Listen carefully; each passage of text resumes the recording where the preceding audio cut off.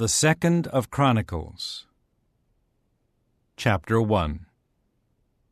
Solomon the son of David grew ever stronger in his kingship, and Jehovah his God was with him, and made him exceedingly great.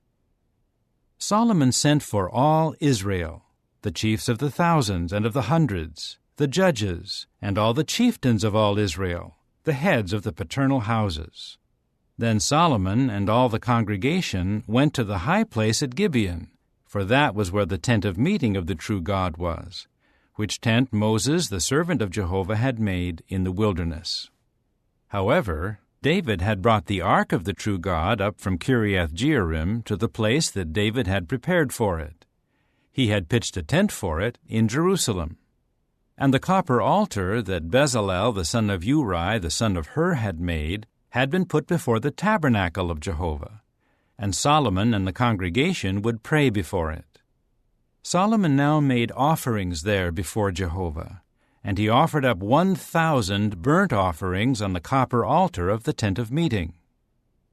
That night God appeared to Solomon and said to him, "Ask what you would like me to give you." At this Solomon said to God, "You have shown great loyal love toward my father David, and you have made me king in his place. Now, O Jehovah God, let your promise to David my father prove faithful, for you have made me king over a people as numerous as the dust particles of the earth. Give me now wisdom and knowledge to lead this people, for who can possibly judge this great people of yours?" Then God said to Solomon, "Because this is your heart's desire, and you have not asked for wealth, riches, and honor, or for the death of those hating you, nor have you asked for a long life, but you have asked for wisdom and knowledge to judge my people over whom I have made you king, wisdom and knowledge will be given you. But I will also give you wealth and riches and honor, such as no kings before you have had, and none after you will have." So Solomon came from the high place at Gibeon, from before the tent of meeting, to Jerusalem, and he reigned over Israel. Solomon kept accumulating chariots and horses. He had 1,400 chariots and 12,000 horses, and he kept them stationed in the chariot cities and close by the king in Jerusalem. The king made the silver and the gold in Jerusalem as plentiful as the stones, and cedar wood as plentiful as the sycamore trees in the Shephelah. The horses of Solomon had been imported from Egypt, and the company of the king's merchants would obtain the horses in droves for one price. Each chariot imported from Egypt cost 600 silver pieces, and a horse cost 150. In turn, they would export them to all the kings of the Hittites and the kings of Syria. Chapter 2. Solomon now gave the order to build a house for Jehovah's name, and a house for his kingdom. Solomon enlisted 70,000 men as common laborers, 80,000 men as stone-cutters in the mountains, and 3,600 as overseers over them. Further, Solomon sent word to Hiram, the king of Tyre, "Do for me as you did for David my father, when you sent him cedar wood to build a house to live in. Now I am building a house for the name of Jehovah my God, to sanctify it to him, to burn perfumed incense before him, and also for the constant layer bread and the burnt offerings, morning and evening, on the Sabbaths, on the new moons, and at the festival seasons of Jehovah our God. This is a lasting obligation for Israel. The house that I am building will be great, for our God is greater than all the other gods. And who is up to the task of building him a house? For the heavens and the heaven of the heavens cannot contain him. So who am I that I should build him a house, except as a place for making sacrifices smoke before him? Now send me a craftsman who is skilled in working in gold, silver, copper, iron, purple wool, crimson, and blue thread, and who knows how to cut engravings. He will work in Judah and in Jerusalem with my skilled craftsmen, whom David my father has provided.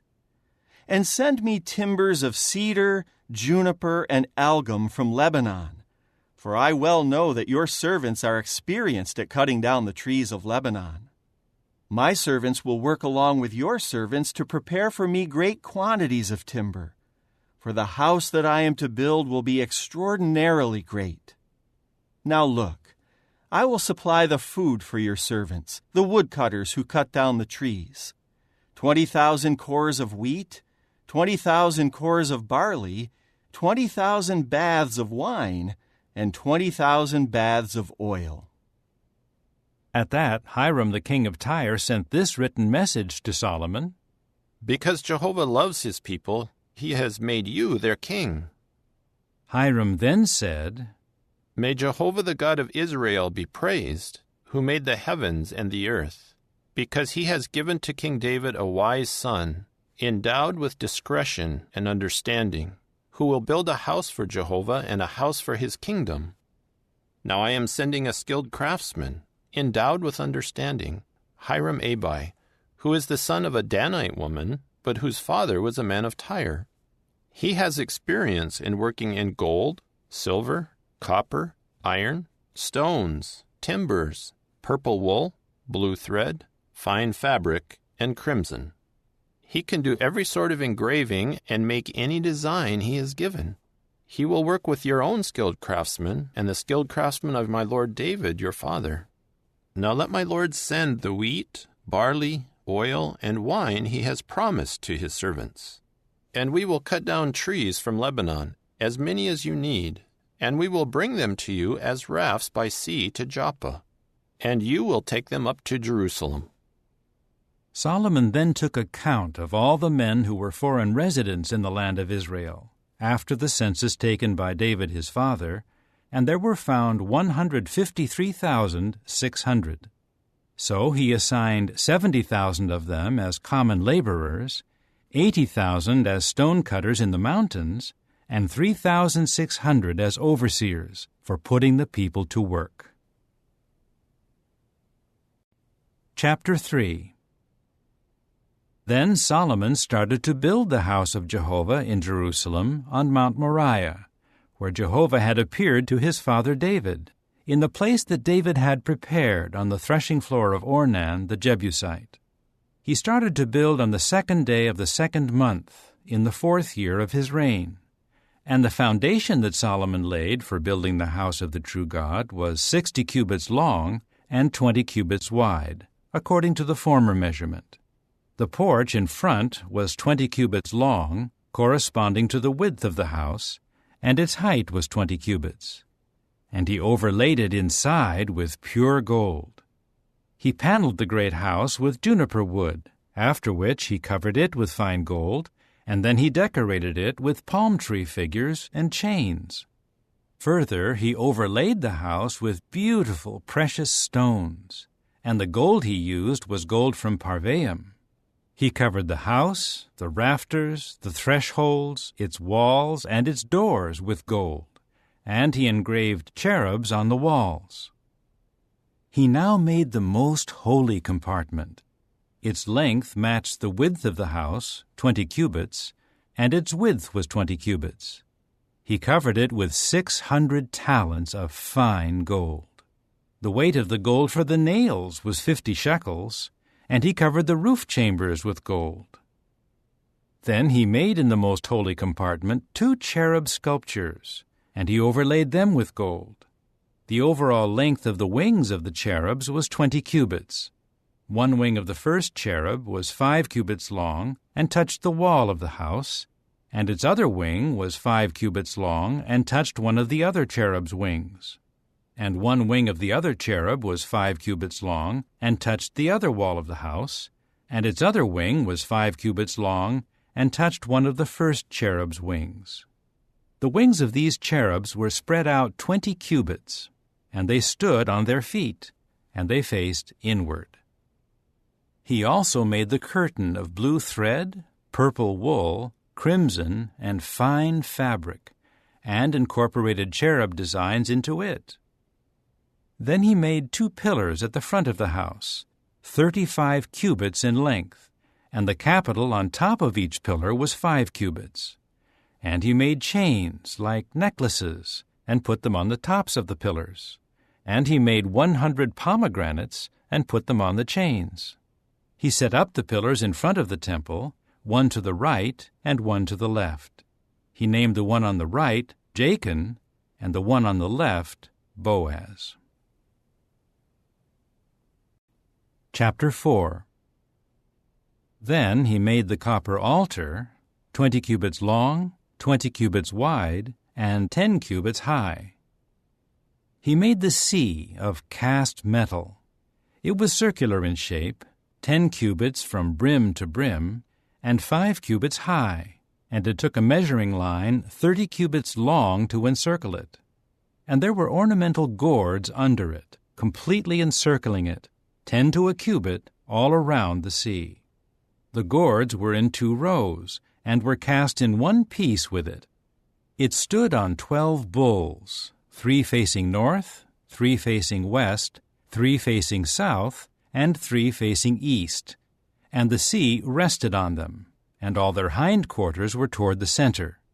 And its thickness was a handbreadth, and its brim was made like the brim of a cup, like a lily blossom.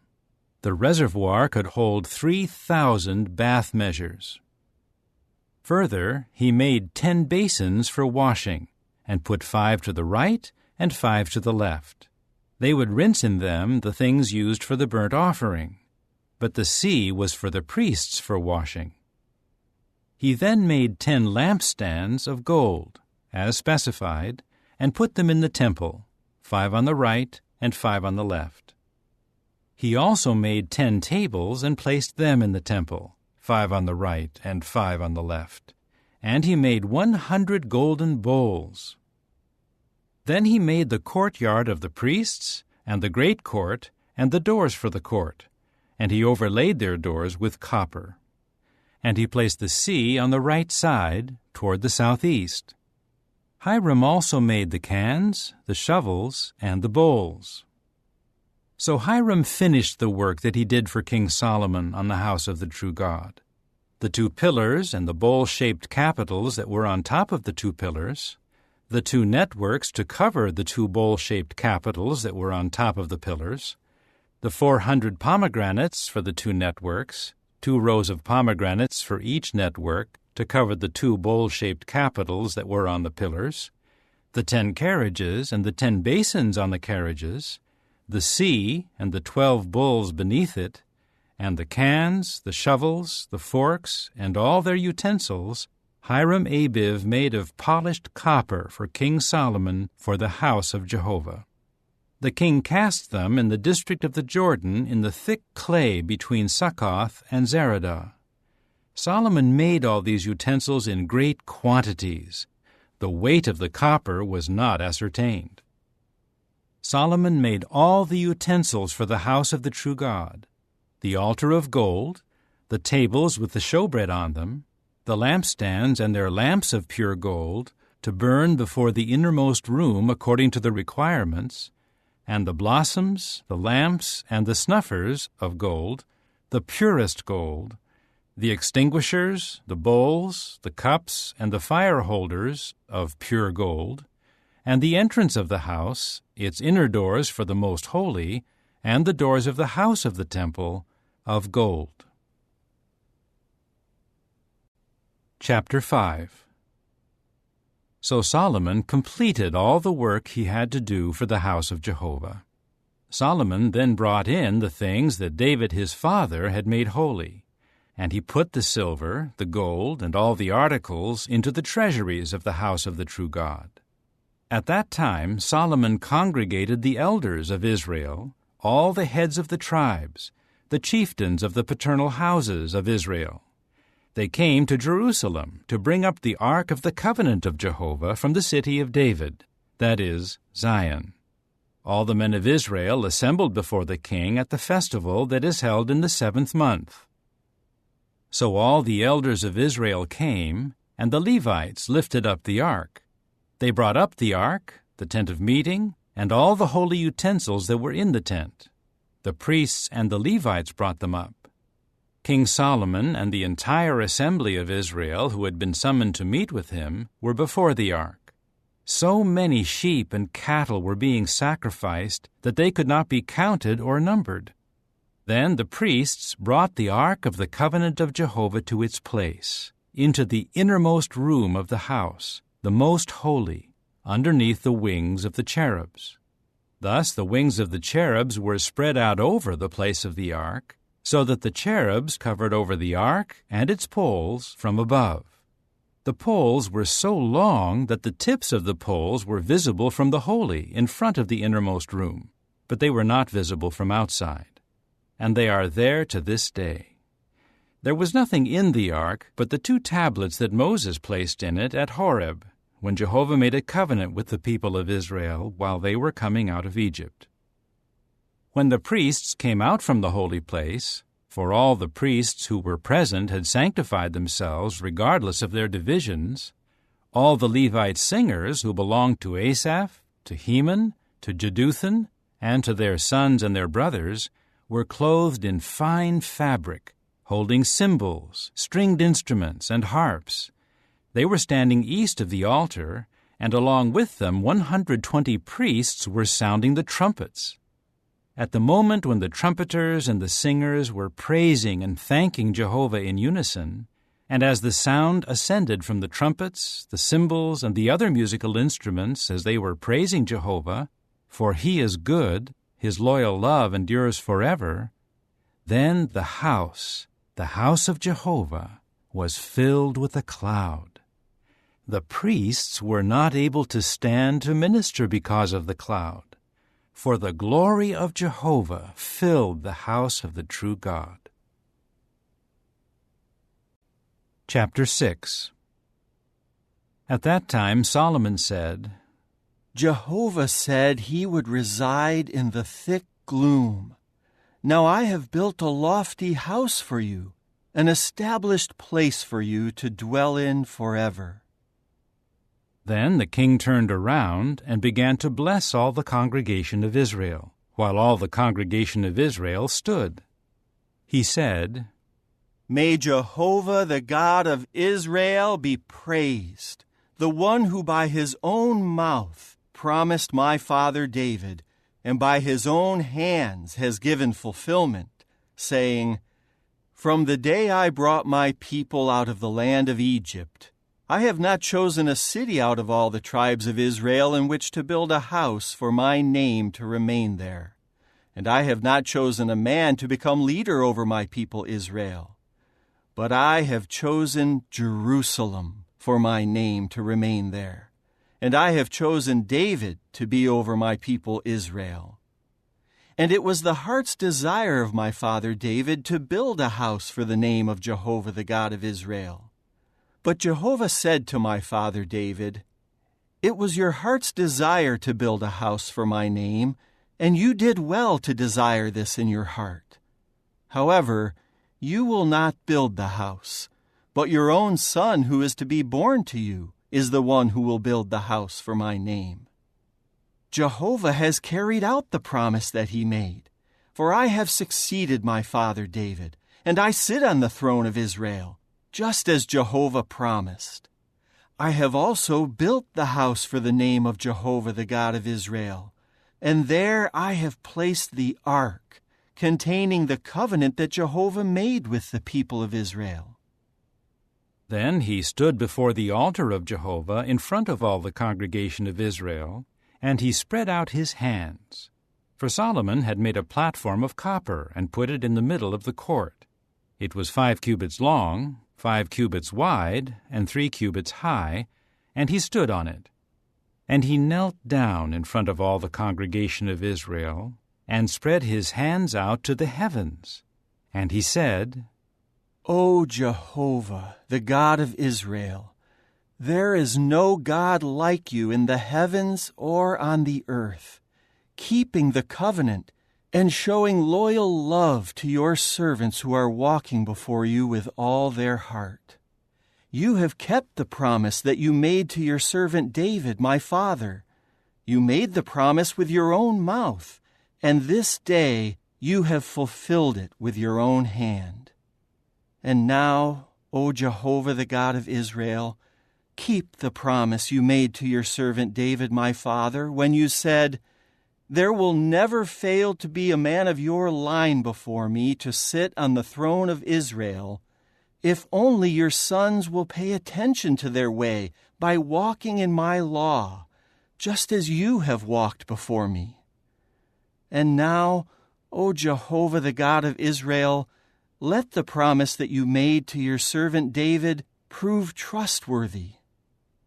But will God really dwell with mankind on the earth? Look, the heavens, yes, the heaven of the heavens cannot contain you. How much less, then, this house that I have built? Now pay attention to the prayer of your servant, and to his request for favor, O Jehovah my God, and listen to the cry for help, and to the prayer that your servant is praying before you. May your eyes be open toward this house day and night, toward the place where you said that you would put your name, to listen to the prayer that your servant prays toward this place.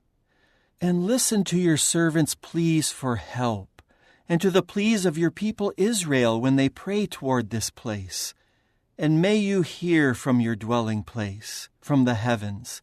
Yes, may you hear and forgive. If a man sins against his fellow man, and is made to take an oath, and is brought under liability to the oath, and while under the oath he comes before your altar in this house, may you then hear from the heavens and act, and judge your servants by paying back the wicked one, and bringing what he did on his own head, and by pronouncing the righteous one innocent, and rewarding him according to his own righteousness. And if your people Israel are defeated by an enemy because they kept sinning against you, and they return and glorify your name, and pray and beg for favor before you in this house, may you then hear from the heavens and forgive the sin of your people Israel, and bring them back to the land that you gave to them and their forefathers. When the heavens are shut up, and there is no rain because they kept sinning against you, and they pray toward this place, and glorify your name, and turn back from their sin because you humbled them, may you then hear from the heavens and forgive the sin of your servants, of your people Israel. For you will instruct them about the good way in which they should walk, and bring rain on your land that you gave to your people as an inheritance.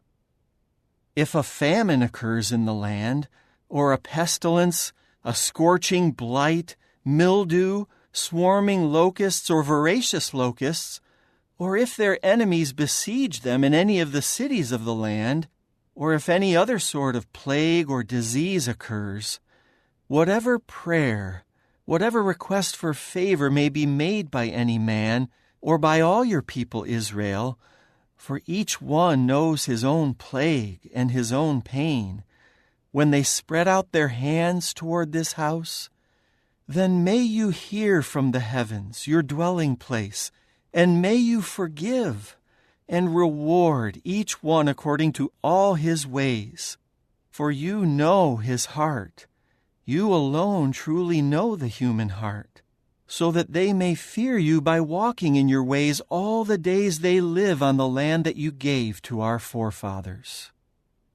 Also concerning the foreigner who is not part of your people Israel, and who comes from a distant land because of your great name and your mighty hand and your outstretched arm, and he comes and prays toward this house, may you then listen from the heavens, your dwelling place, and do all that the foreigner asks of you, so that all the peoples of the earth may know your name and fear you, as your people Israel do, and may know that your name has been called on this house that I have built. If your people go to war against their enemies in the way that you send them, and they pray to you in the direction of this city that you have chosen, and toward the house that I have built for your name, then hear from the heavens their prayer and their request for favor, and execute judgment for them. If they sin against you, for there is no man who does not sin, and you are furious with them, and you abandon them to an enemy, and their captors carry them off captive to a land, far or near, and they come to their senses in the land where they were carried off captive, and they return to you, and beg you for favor in the land where they are captives, saying, We have sinned and done wrong. We have acted wickedly. And they return to you with all their heart and all their soul in the land of their captivity where they were carried off captive. And they pray in the direction of their land that you gave to their forefathers, and the city that you have chosen, and the house that I have built for your name. Then hear from the heavens, your dwelling place, their prayer, and their request for favor, and execute judgment for them, and forgive your people who have sinned against you. Now, O my God, please, may your eyes be opened and your ears attentive to the prayer offered in this place. And now go up, O Jehovah God, to your resting place, you and the ark of your strength. Let your priests, O Jehovah God, be clothed with salvation, and let your loyal ones rejoice in your goodness. O Jehovah God, do not reject your anointed one. May you remember your loyal love to David, your servant. Chapter 7.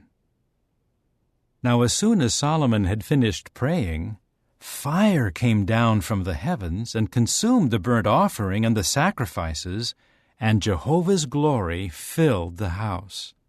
The priests were unable to enter the house of Jehovah, because Jehovah's glory had filled the house of Jehovah. And all the people of Israel were looking on when the fire came down, and the glory of Jehovah was upon the house. And they bowed low with their faces to the ground on the pavement, and prostrated themselves, and thanked Jehovah, for he is good. His loyal love endures forever. Now the king and all the people offered sacrifices before Jehovah. King Solomon offered the sacrifice of 22,000 cattle and 120,000 sheep. Thus the king and all the people inaugurated the house of the true God. The priests were standing at their posts of duty, as were the Levites who had the instruments used to accompany the song to Jehovah. King David had made these instruments for giving thanks to Jehovah, for his loyal love endures forever, when David would offer praise with them. And the priests were loudly sounding the trumpets in front of them, while all the Israelites were standing. Then Solomon sanctified the middle of the courtyard that was before the house of Jehovah, for there he had to offer up the burnt offerings and the fat pieces of the communion sacrifices, because the copper altar that Solomon had made could not contain the burnt sacrifices, the grain offerings, and the fat pieces. At that time Solomon held the festival for 7 days, together with all Israel, a very great congregation from Lebo-Hamath down to the Wadi of Egypt. But on the 8th day they held a solemn assembly, because they had held the inauguration of the altar for 7 days, and the festival for 7 days. Then, on the 23rd day of the 7th month, he sent the people away to their homes, rejoicing and feeling glad of heart over the goodness that Jehovah had shown to David and Solomon and Israel his people. Thus Solomon finished the house of Jehovah and the house of the king, and everything that came into Solomon's heart to do regarding the house of Jehovah and his own house, he accomplished successfully. Jehovah then appeared to Solomon during the night and said to him, I have heard your prayer, and I have chosen this place for myself as a house of sacrifice. When I shut up the heavens and there is no rain, and when I command the grasshoppers to devour the land, and if I send a pestilence among my people, If my people on whom my name has been called humble themselves, and pray and seek my face and turn away from their evil ways, then I will hear from the heavens and forgive their sin and heal their land. Now my eyes will be open and my ears attentive to prayer at this place. And now I have chosen and sanctified this house, so that my name may be there permanently, and my eyes and my heart will always be there. And you, if you walk before me as your father David walked, by doing everything I have commanded you, and you obey my regulations and my judgments, then I will establish the throne of your kingship, just as I made a covenant with your father David, saying, There will never fail to be a man of your line ruling over Israel. But if you turn away and forsake my statutes and my commandments that I have put before you, and you go and serve other gods and bow down to them, I will uproot Israel from my land that I have given them, and this house that I have sanctified for my name I will cast out of my sight, and I will make it an object of scorn and a cause for ridicule among all the peoples. And this house will become heaps of ruins. Everyone passing by it will stare in amazement and will say, Why did Jehovah do that to this land and this house? Then they will say, It was because they abandoned Jehovah, the God of their forefathers, who had brought them out of the land of Egypt, and they embraced other gods and bowed down to them and served them. That is why he brought all this calamity on them. Chapter 8. At the end of 20 years, during which Solomon built the house of Jehovah and his own house, Solomon rebuilt the cities that Hiram had given Solomon and settled Israelites there. Furthermore, Solomon went to Hamath-zobah and captured it. Then he built up Tadmor in the wilderness and all the storage cities that he had built in Hamath. He also built up Upper Beth-horon and Lower Beth-horon, fortified cities with walls, gates, and bars, and Baalath, as well as all of Solomon's storage cities, all the chariot cities, the cities for the horsemen, and whatever Solomon desired to build in Jerusalem, in Lebanon, and in all the land of his dominion. As for all the people who were left from the Hittites, the Amorites, the Perizzites, the Hivites, and the Jebusites, who were not part of Israel, their descendants who were left in the land, those whom the Israelites had not exterminated, were conscripted by Solomon for forced labor until this day. But Solomon did not make any of the Israelites slaves for his work, for they were his warriors, the chiefs of his adjutants, and the chiefs of his charioteers and horsemen. There were 250 chiefs of the deputies of King Solomon, the foremen over the people. Solomon also brought Pharaoh's daughter up from the city of David to the house that he had built for her. For he said, Although she is my wife, she should not dwell in the house of King David of Israel, for the places to which the ark of Jehovah has come are holy. Then Solomon offered up burnt sacrifices to Jehovah on the altar of Jehovah that he had built in front of the porch. He followed the daily routine and made offerings according to the commandment of Moses for the Sabbaths, the new moons, and the appointed festivals 3 times in the year, the festival of unleavened bread, the festival of weeks, and the festival of booths. Further, he appointed the divisions of the priests for their services, according to the rule of his father David, and the Levites for their posts of duty, to praise and to minister in the presence of the priests, according to the daily routine, and the gatekeepers in their divisions for the different gates, for such was the commandment of David, the man of the true God. And they did not deviate from the king's commandment to the priests and the Levites concerning any matter, or concerning the storehouses. So Solomon's work was all well organized, from the day the foundation of the house of Jehovah was laid until it was finished. So the house of Jehovah was completed. It was then that Solomon went to Ezion-Geber and to Eloth on the seashore in the land of Edom. Hiram sent him ships and experienced seamen by means of his own servants. They went with Solomon's servants to Ophir and took from there 450 talents of gold and brought it to King Solomon. Chapter 9. Now the queen of Sheba heard the report about Solomon, so she came to Jerusalem to test Solomon with perplexing questions. She was accompanied by a very impressive entourage, with camels carrying balsam oil and great quantities of gold and precious stones. She went in to Solomon and spoke to him about everything that was close to her heart. Solomon then answered all her questions. There was nothing too difficult for Solomon to explain to her. When the queen of Sheba had seen Solomon's wisdom, the house that he built, the food of his table, the seating of his servants, the table service of his waiters and their attire, his cupbearers and their attire, and his burnt sacrifices that he regularly offered up at the house of Jehovah, she was left completely breathless.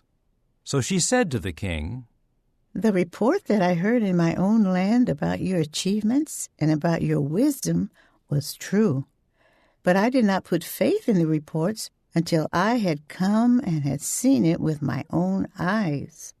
And look, I had not been told the half of your great wisdom. You have far surpassed the report that I heard. Happy are your men, and happy are your servants who stand before you constantly, listening to your wisdom. May Jehovah your God be praised, who has taken pleasure in you by putting you on his throne as king for Jehovah your God. Because your God loves Israel, in order to make it continue forever, he appointed you over it as king, to administer justice and righteousness." Then she gave the king 120 talents of gold, and a great quantity of balsam oil and precious stones. Never again was such balsam oil brought in as what the queen of Sheba gave to King Solomon. Moreover, the servants of Hiram and the servants of Solomon who brought gold from Ophir also brought algum timbers and precious stones. The king made from the algum timbers stairs for the house of Jehovah and for the king's house, as well as harps and stringed instruments for the singers. Nothing like them had ever been seen before in the land of Judah. King Solomon also gave the queen of Sheba whatever she desired and asked for, more than what she had brought to the king. Then she left and returned to her own land, together with her servants. And the weight of the gold that came to Solomon in 1 year amounted to 666 talents of gold, besides that brought in by the merchants and the traders, and all the kings of the Arabs and the governors of the land who were bringing gold and silver in to Solomon. King Solomon made 200 large shields of alloyed gold. 600 shekels of alloyed gold went on each shield, and 300 bucklers of alloyed gold. 3 minas of gold went on each buckler. Then the king put them in the house of the forest of Lebanon. The king also made a great ivory throne and overlaid it with pure gold. There were 6 steps to the throne, and there was a gold footstool attached to the throne, and there were armrests on both sides of the seat, and 2 lions were standing beside the armrests. And there were 12 lions standing on the 6 steps, one at each end of the 6 steps. No other kingdom had made anything like it. All the drinking vessels of King Solomon were of gold, and all the utensils of the house of the forest of Lebanon were of pure gold. There was nothing made of silver, for silver was considered as nothing in the days of Solomon. For the king's ships would go to Tarshish with the servants of Hiram. Once every 3 years, the ships of Tarshish would come loaded with gold and silver, ivory, apes, and peacocks. So King Solomon was greater than all the other kings of the earth in riches and wisdom. And the kings of all the earth sought an audience with Solomon to hear his wisdom that the true God had put in his heart. They would each bring a gift, articles of silver, articles of gold, garments, armor, balsam oil, horses, and mules, and this continued year after year. And Solomon had 4,000 stalls for his horses and chariots, and 12,000 horses. And he kept them stationed in the chariot cities and close by the king in Jerusalem. And he ruled over all the kings from the river to the land of the Philistines and to the boundary of Egypt. The king made the silver in Jerusalem as plentiful as the stones, and cedar wood as plentiful as the sycamore trees in the Shephelah. And they would bring horses to Solomon from Egypt and from all the other lands.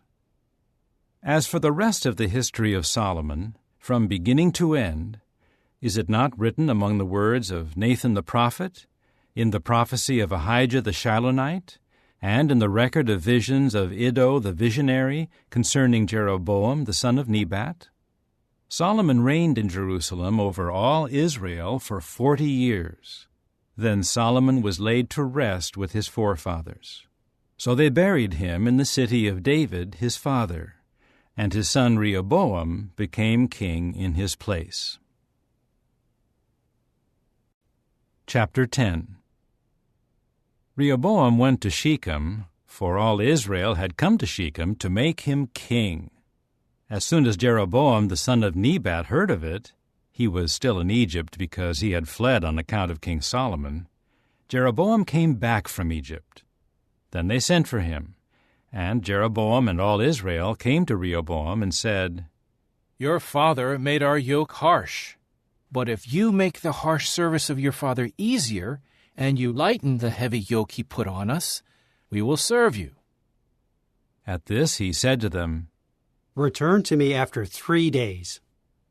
So the people went away. King Rehoboam then consulted with the older men who had served his father Solomon while he was alive, saying, "What advice would you give on how to reply to this people?" They answered him, "If you are good to this people and please them and give them a favorable answer, they will always be your servants." However, he rejected the advice that the older men gave him, and he consulted with the young men who had grown up with him and who were now his attendants.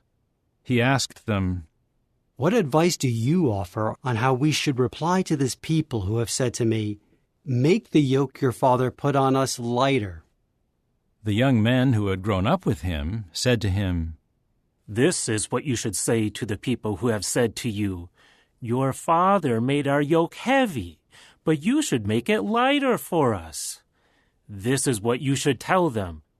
'My little finger will be thicker than my father's hips. My father imposed a heavy yoke on you, but I will add to your yoke. My father punished you with whips, but I will do so with scourges.'"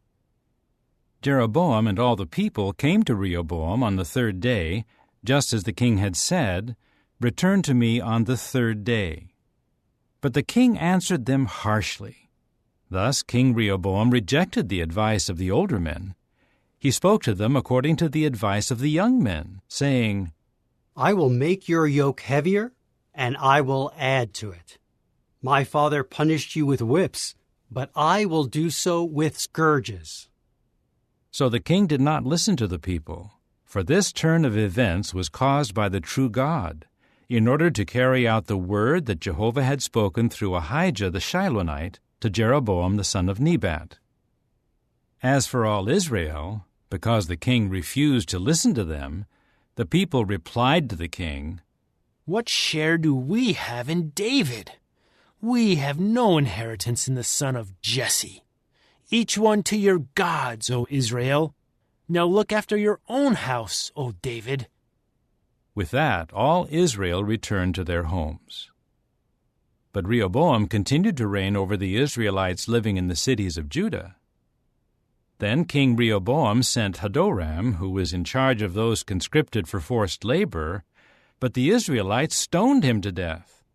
King Rehoboam managed to mount his chariot to flee to Jerusalem, and the Israelites have been in revolt against the house of David down to this day. Chapter 11. When Rehoboam arrived in Jerusalem, he immediately congregated the house of Judah and Benjamin, 180,000 trained warriors, to fight against Israel in order to restore the kingdom to Rehoboam. Then the word of Jehovah came to Shemaiah, the man of the true God, saying, Say to Rehoboam, the son of Solomon, the king of Judah, and to all Israel in Judah and Benjamin, This is what Jehovah says. You must not go up and fight against your brothers. Each of you return to his house, for I have caused this to happen. So they obeyed the word of Jehovah and returned, and did not go against Jeroboam. Rehoboam lived in Jerusalem and built fortified cities in Judah. Thus he built up Bethlehem, Etam, Tekoa, Bethzur, Soko, Adullam, Gath, Marishah, Ziph, Adoraim, Lachish, Azekah, Zorah, Aijalon, and Hebron, fortified cities that were in Judah and Benjamin. Further, he reinforced the fortified places and put commanders in them, and supplied them with food and oil and wine. And he supplied all the different cities with large shields and lances. He reinforced them to a very great degree, and Judah and Benjamin remained his. And the priests and the Levites who were in all Israel took their stand with him, coming out of all their territories. The Levites left their pastures and their possession and came to Judah and Jerusalem, because Jeroboam and his sons had dismissed them from serving as priests to Jehovah. Jeroboam then appointed his own priests for the high places and for the goat-like demons and for the calves that he had made. And those from all the tribes of Israel who had their hearts set on seeking Jehovah, the God of Israel, followed them to Jerusalem to sacrifice to Jehovah, the God of their forefathers. For 3 years they strengthened the kingship of Judah and supported Rehoboam the son of Solomon, for they walked in the way of David and Solomon for 3 years. Then Rehoboam took as his wife Mahalath, the daughter of David's son Jeremoth, and of Abihail, the daughter of Jesse's son Eliab. In time she bore him sons, Jeush, Shemariah, and Zaham. After her he married Maacah, the granddaughter of Absalom. In time she bore him Abijah, Attai, Ziza, and Shelomith. Rehoboam loved Maacah, the granddaughter of Absalom, more than all his other wives and concubines, for he took 18 wives and 60 concubines, and he became father to 28 sons and 60 daughters. So Rehoboam appointed Abijah the son of Maacah as head and leader among his brothers, for he intended to make him king. However, he acted with understanding and sent some of his sons to all the regions of Judah and Benjamin, to all the fortified cities, and gave them abundant provisions and acquired many wives for them. Chapter 12. Soon after the kingship of Rehoboam was firmly established and he had become strong, he abandoned the law of Jehovah and also all Israel with him. In the 5th year of King Rehoboam, King Shishak of Egypt came up against Jerusalem, for they had behaved unfaithfully toward Jehovah. He had 1,200 chariots, 60,000 horsemen, and countless troops who came with him from Egypt, Libyans, Sukkiim, and Ethiopians. He captured the fortified cities of Judah and finally reached Jerusalem. Shemaiah the prophet came to Rehoboam and the princes of Judah who had gathered at Jerusalem because of Shishak, and he said to them, This is what Jehovah says. You have abandoned me, so I have also abandoned you to the hand of Shishak. At that the princes of Israel and the king humbled themselves and said, Jehovah is righteous. When Jehovah saw that they had humbled themselves, the word of Jehovah came to Shemaiah, saying, They have humbled themselves. I will not destroy them, and in a little while I will rescue them. I will not pour out my wrath on Jerusalem through Shishak, but they will become his servants, so that they will know the difference between serving me and serving the kings of other lands. So King Shishak of Egypt came up against Jerusalem. He took the treasures of the house of Jehovah and the treasures of the king's house. He took everything, including the gold shields that Solomon had made. So King Rehoboam made copper shields to replace them, and he entrusted them to the chiefs of the guard, who guarded the entrance of the king's house. Whenever the king came to the house of Jehovah, the guards would come in and carry them, and then they would return them to the guard chamber. Because the king humbled himself, Jehovah's anger turned away from him, and he did not destroy them completely. Moreover, there were some good things found in Judah.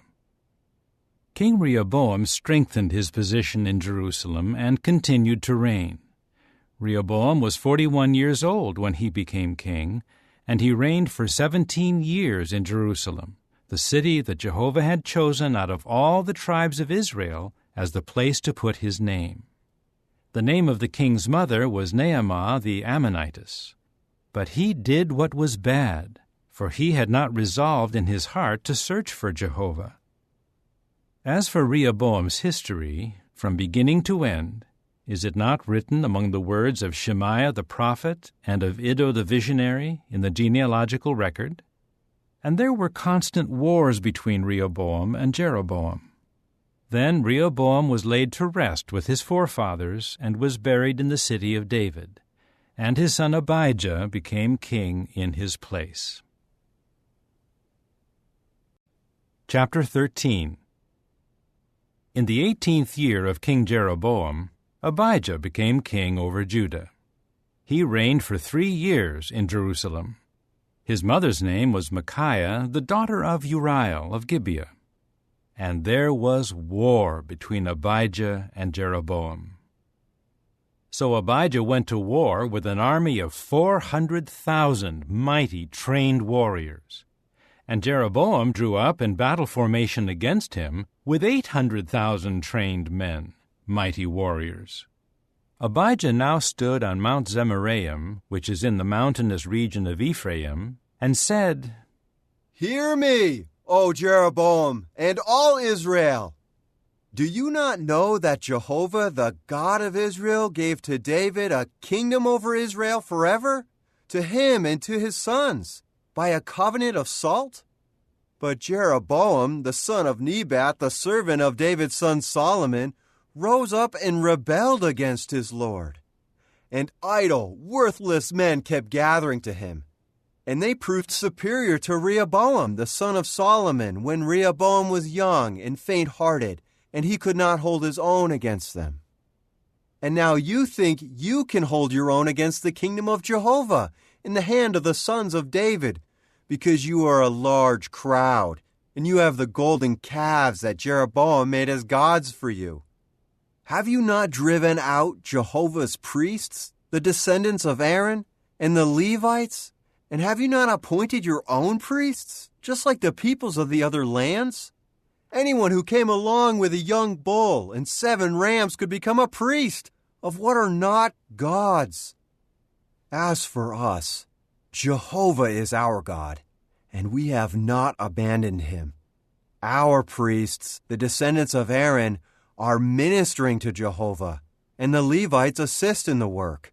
They are making burnt offerings smoke to Jehovah each morning and each evening along with perfumed incense, and the layer bread is on the table of pure gold, and they light up the golden lampstand and its lamps each evening, because we are caring for our responsibility to Jehovah our God, but you have abandoned him.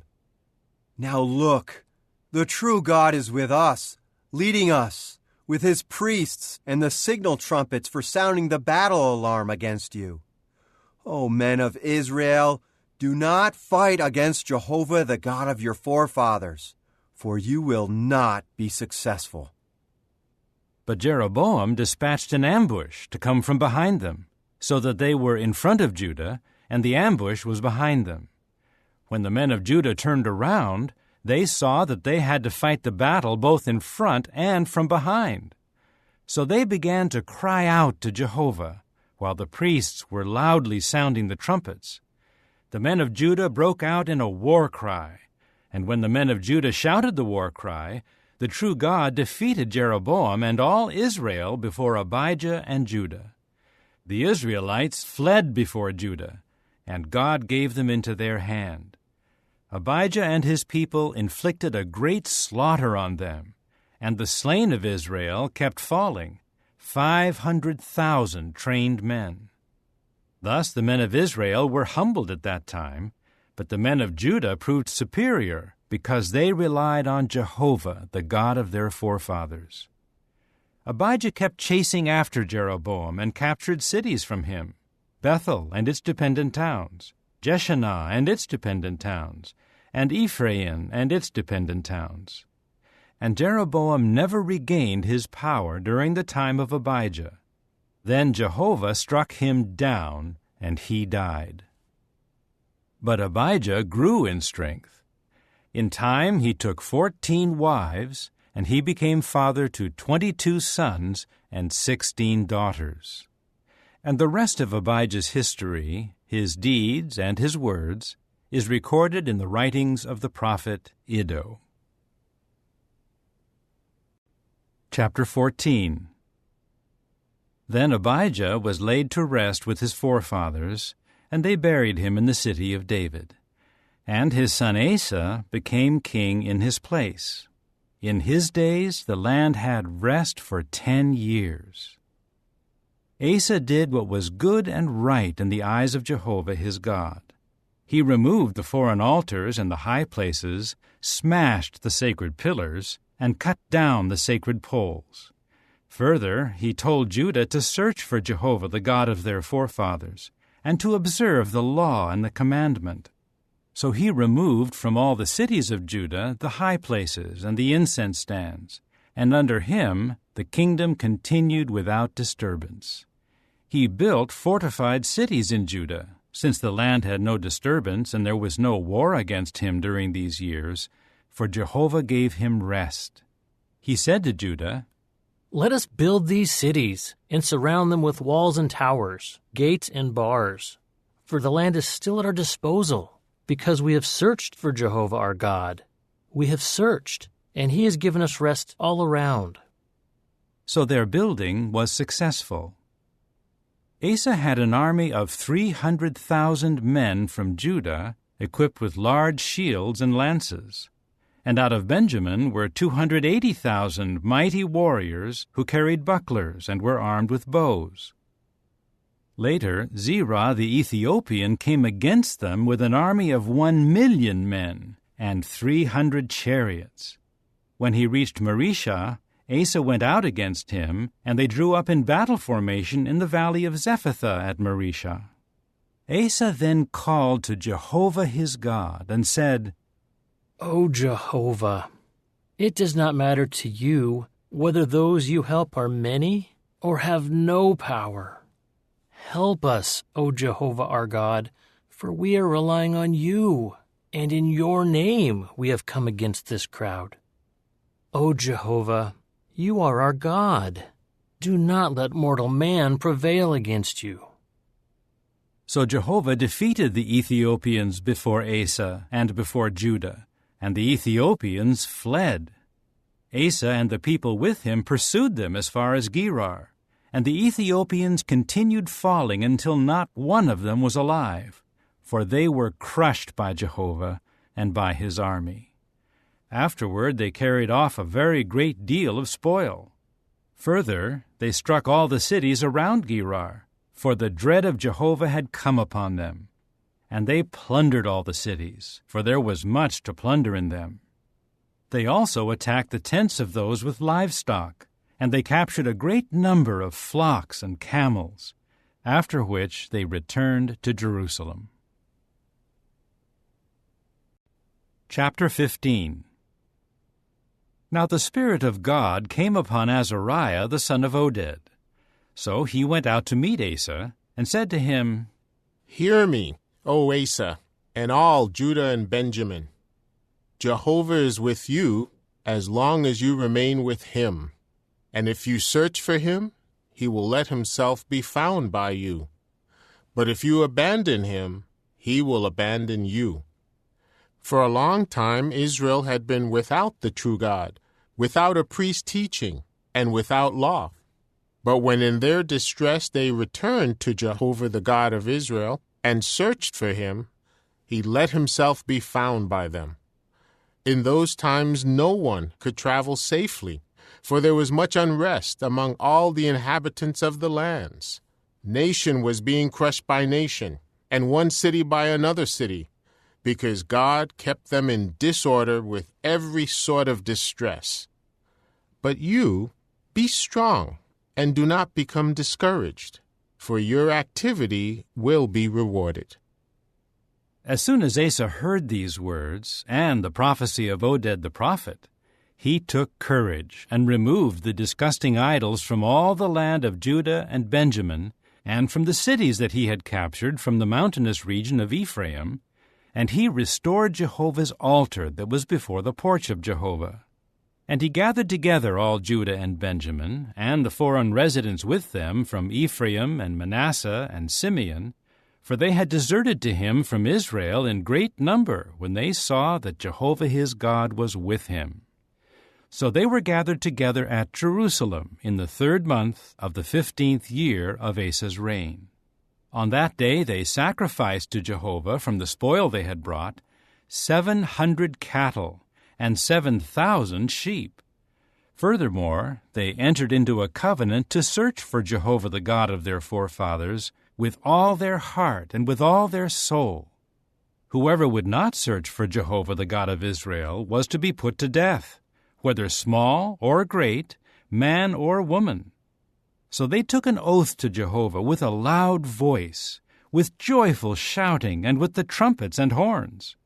And all Judah rejoiced over the oath, for they had taken the oath with all their heart, and they eagerly sought him, and he let himself be found by them. And Jehovah continued to give them rest on every side. Asa the king even removed Maacah, his grandmother, from her position as queen mother, because she had made an obscene idol for the worship of the sacred pole. Asa cut down her obscene idol and pulverized it and burned it in the Kidron Valley. But the high places were not removed from Israel. Nevertheless, Asa's heart was complete all his life.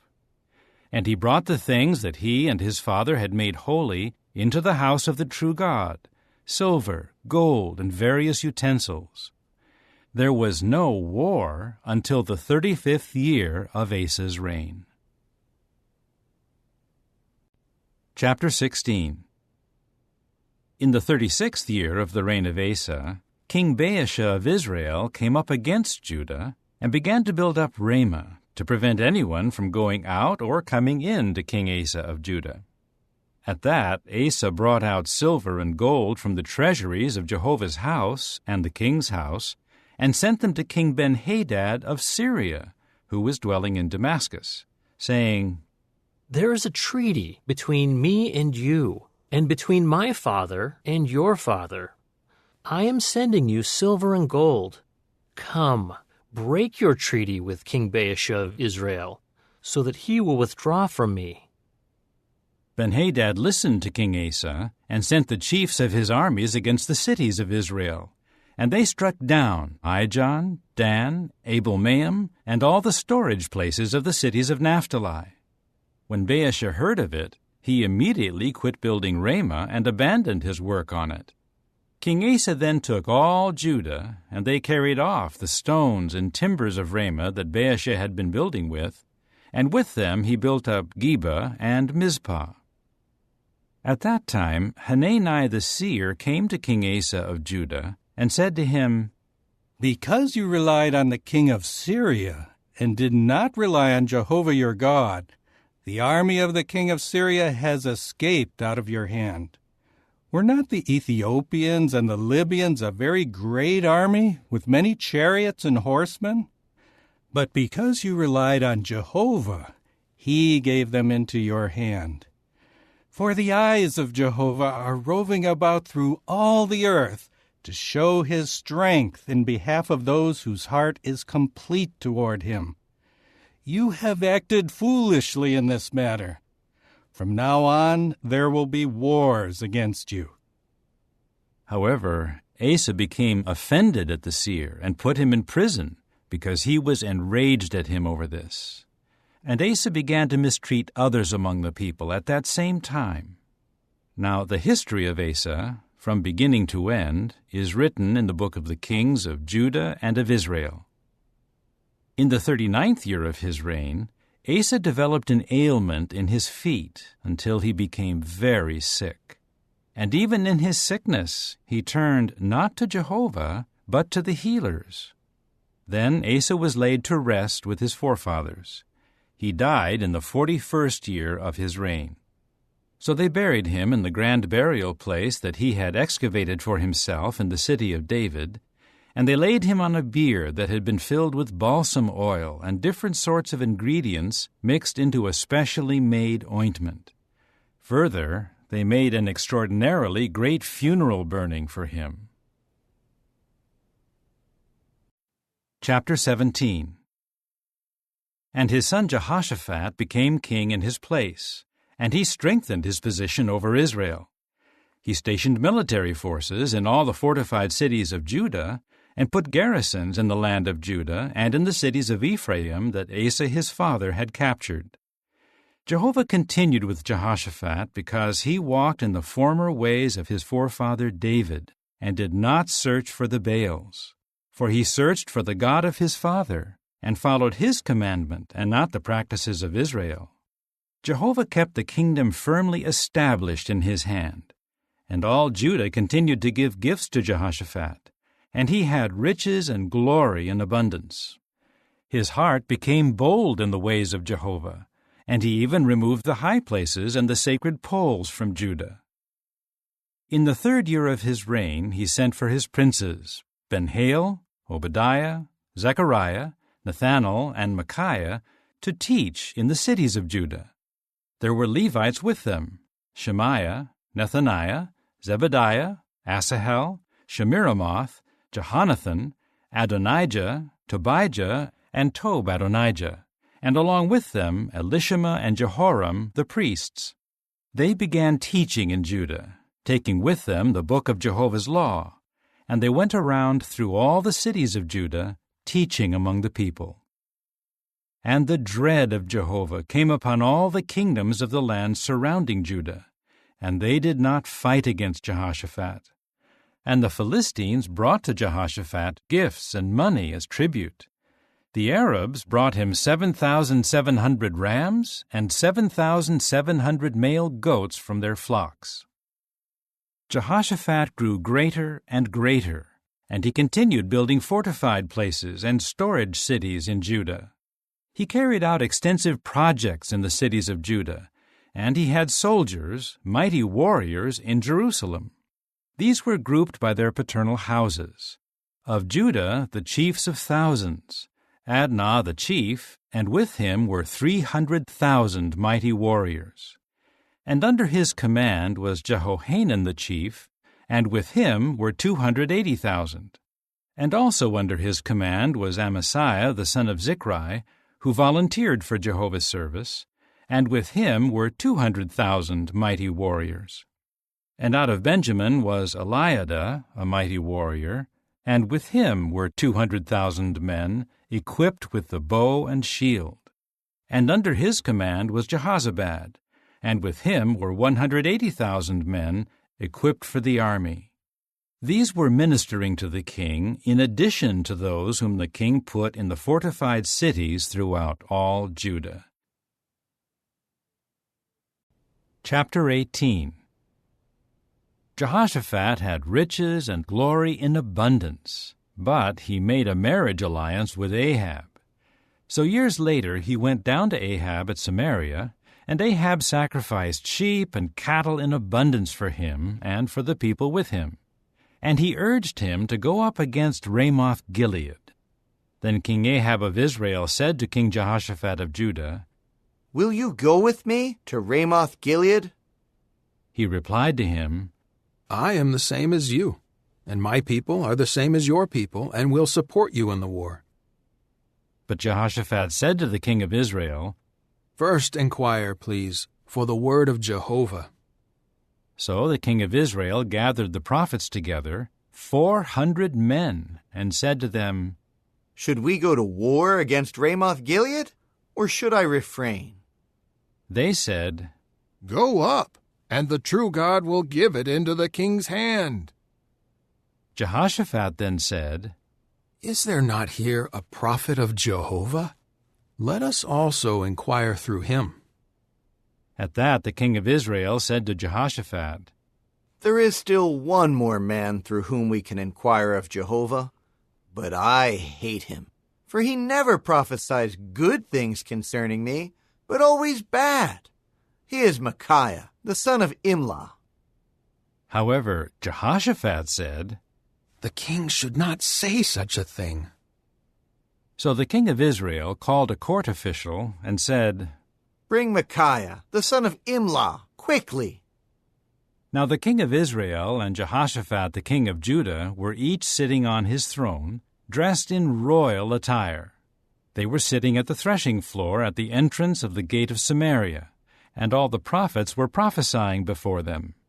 Then Zedekiah the son of Chenaanah made for himself iron horns, and said, This is what Jehovah says.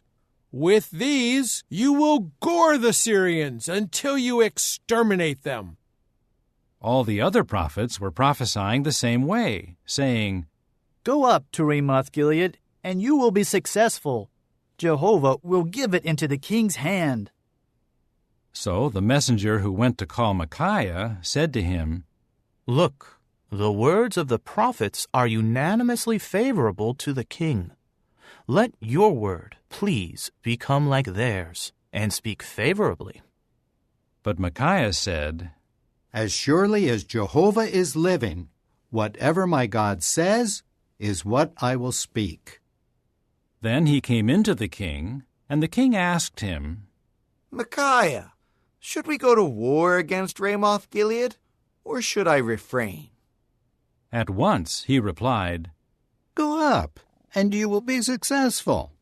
They will be given into your hand. At that the king said to him, How many times must I put you under oath not to speak to me anything but the truth in the name of Jehovah? So he said, I see all the Israelites scattered on the mountains, like sheep that have no shepherd. Jehovah said, These have no master. Let each one go back to his house in peace. Then the king of Israel said to Jehoshaphat, Did I not tell you? He will not prophesy good things concerning me, only bad. Micaiah then said, Therefore, hear the word of Jehovah. I saw Jehovah sitting on his throne, and all the army of the heavens standing at his right and at his left. Jehovah then said, Who will fool King Ahab of Israel, so that he will go up and fall at Ramoth-Gilead? And one was saying one thing, while another said something else. Then a spirit came forward and stood before Jehovah and said, I will fool him. Jehovah asked him, How will you do it? He replied, I will go out and become a deceptive spirit in the mouth of all his prophets.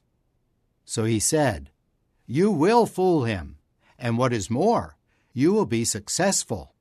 Go out and do that. And now Jehovah has put a deceptive spirit in the mouth of these prophets of yours, but Jehovah has declared calamity for you. Zedekiah the son of Chenaanah now approached and struck Micaiah on the cheek, and said, Which way did the Spirit of Jehovah pass from me to speak with you? Micaiah replied, Look, you will see which way on the day when you will enter the innermost room to hide. Then the king of Israel said, Take Micaiah and turn him over to Amon, the chief of the city, and to Joash, the king's son. Tell them, This is what the king says. Put this fellow in the prison and feed him with a reduced allowance of bread and water until I return in peace." But Micaiah said, "If you do return in peace, Jehovah has not spoken with me." Then he added, "Take note, all you peoples." So the king of Israel and Jehoshaphat the king of Judah went up to Ramoth-Gilead. The king of Israel now said to Jehoshaphat, "I will disguise myself and will go into the battle, but you should put on your royal attire." So the king of Israel disguised himself, and they entered the battle. Now the king of Syria had ordered his chariot commanders, "Do not fight with anyone, small or great, except the king of Israel." And as soon as the chariot commanders saw Jehoshaphat, they said to themselves, "It is the king of Israel." So they turned to fight against him. And Jehoshaphat began to cry for help, and Jehovah helped him, and God at once diverted them from him. When the chariot commanders saw that it was not the king of Israel, they immediately turned back from following him.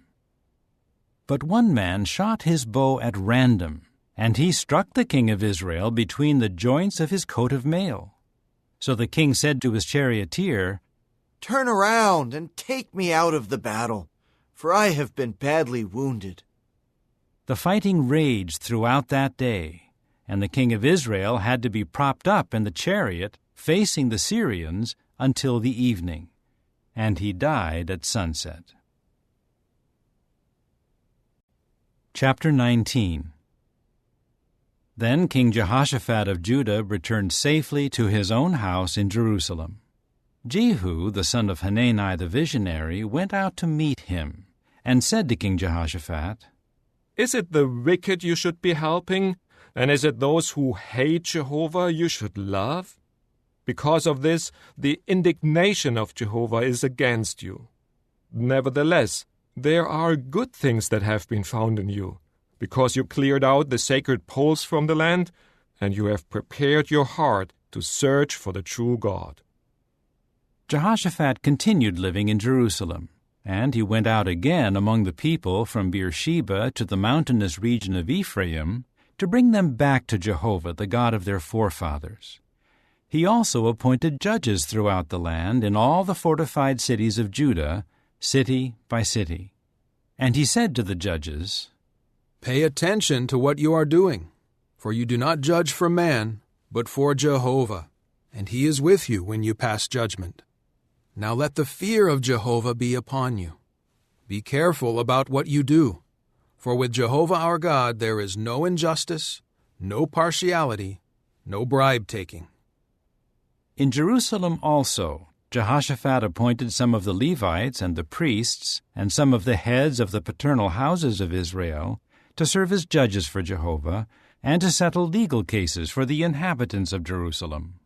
And he commanded them, "This is what you should do in the fear of Jehovah, with faithfulness and a complete heart. Whenever your brothers living in their cities bring a legal case that involves the shedding of blood, or a question about a law, a commandment, regulations, or judgments, you should warn them so that they may not become guilty before Jehovah. Otherwise, his indignation will come against you and your brothers. This is what you should do, so that you may not incur guilt. Here is Amariah the chief priest, who is over you for every matter of Jehovah. Zebadiah the son of Ishmael is the leader of the house of Judah for every matter pertaining to the king. And the Levites will serve as officers for you. Be strong and act, and let Jehovah be with those who do what is good." Chapter 20. Afterward the Moabites and the Ammonites, together with some of the Ammonim, came to wage war against Jehoshaphat. So Jehoshaphat was told, "A large crowd has come against you from the region of the sea, from Edom, and there they are in Hazazon Tamar, that is, in Gedi." At that Jehoshaphat became afraid, and he resolved to search for Jehovah. So he proclaimed a fast for all Judah. The people of Judah then gathered together to inquire of Jehovah. They came from all the cities of Judah to consult Jehovah.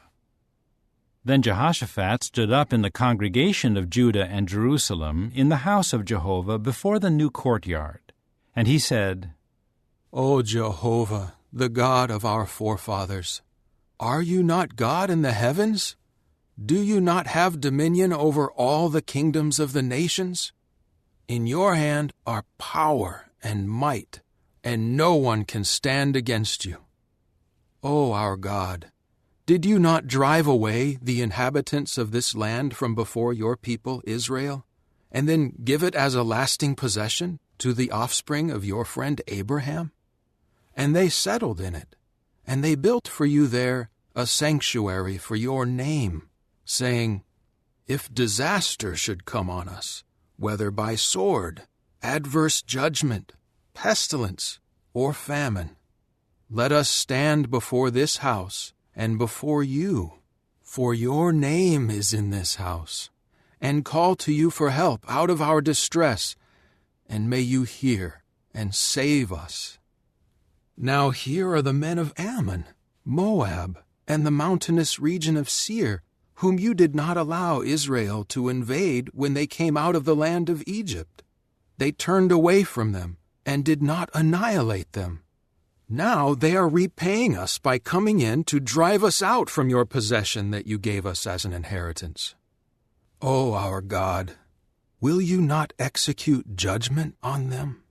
For we are powerless before this large crowd that is coming against us, and we do not know what we should do, but our eyes are toward you. Meanwhile, all those of Judah were standing before Jehovah, along with their little ones, their wives, and their children. Then, in the middle of the congregation, the Spirit of Jehovah came upon Jahaziel, son of Zechariah, son of Benaiah, son of Jael, son of Mattaniah the Levite, of the sons of Asaph. He said, Pay attention, all Judah and you inhabitants of Jerusalem and King Jehoshaphat. Here is what Jehovah says to you. Do not be afraid or be terrified because of this large crowd, for the battle is not yours, but God's. Tomorrow go down against them. They will be coming up by the pass of Ziz, and you will find them at the end of the valley before the wilderness of Jeruel. You will not need to fight this battle. Take your position, stand still, and see the salvation of Jehovah in your behalf. O Judah and Jerusalem, do not be afraid or be terrified. Tomorrow go out against them, and Jehovah will be with you. At once Jehoshaphat bowed low with his face to the ground, and all Judah and the inhabitants of Jerusalem fell down before Jehovah to worship Jehovah.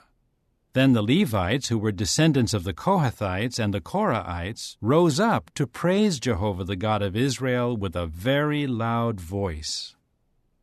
They rose up early the next morning and went out to the wilderness of Tekoa. As they went out, Jehoshaphat stood up and said, Listen to me, O Judah, and you inhabitants of Jerusalem. Put faith in Jehovah your God, so that you may be able to stand firm. Put faith in his prophets, and you will be successful. After he consulted with the people, he appointed men to sing to Jehovah and to offer praise in holy adornment as they went out ahead of the armed men, saying, Give thanks to Jehovah, for his loyal love endures forever. When they began joyfully singing praises, Jehovah set an ambush against the men of Ammon, Moab, and the mountainous region of Seir who were invading Judah, and they struck each other down. And the Ammonites and the Moabites turned against the inhabitants of the mountainous region of Seir to destroy and annihilate them. And when they finished with the inhabitants of Seir, they helped to destroy one another. But when Judah came to the watchtower of the wilderness and looked toward the crowd, there they saw their carcasses fallen to the ground. There were no survivors. So Jehoshaphat and his people came to carry off the spoil from them, and they found among them an abundance of goods, clothing, and desirable articles, which they stripped off for themselves until they could carry no more. It took 3 days to carry off the spoil, for it was abundant. On the 4th day they congregated together at the valley of Berachah, for there they praised Jehovah. That is why they named that place Valley of Berachah, until today. Then all the men of Judah and Jerusalem, with Jehoshaphat at their head, returned to Jerusalem with rejoicing, for Jehovah had made them rejoice over their enemies. So they came into Jerusalem with stringed instruments, harps, and trumpets, and went to the house of Jehovah. And the dread of God came upon all the kingdoms of the lands when they heard that Jehovah had fought against the enemies of Israel. Thus the kingdom of Jehoshaphat had no disturbance, and his God continued to give him rest on every side. And Jehoshaphat continued reigning over Judah. He was 35 years old when he became king, and he reigned for 25 years in Jerusalem. His mother's name was Azubah, the daughter of Shilhi. He kept walking in the way of his father Asa. He did not deviate from it, and he did what was right in Jehovah's eyes.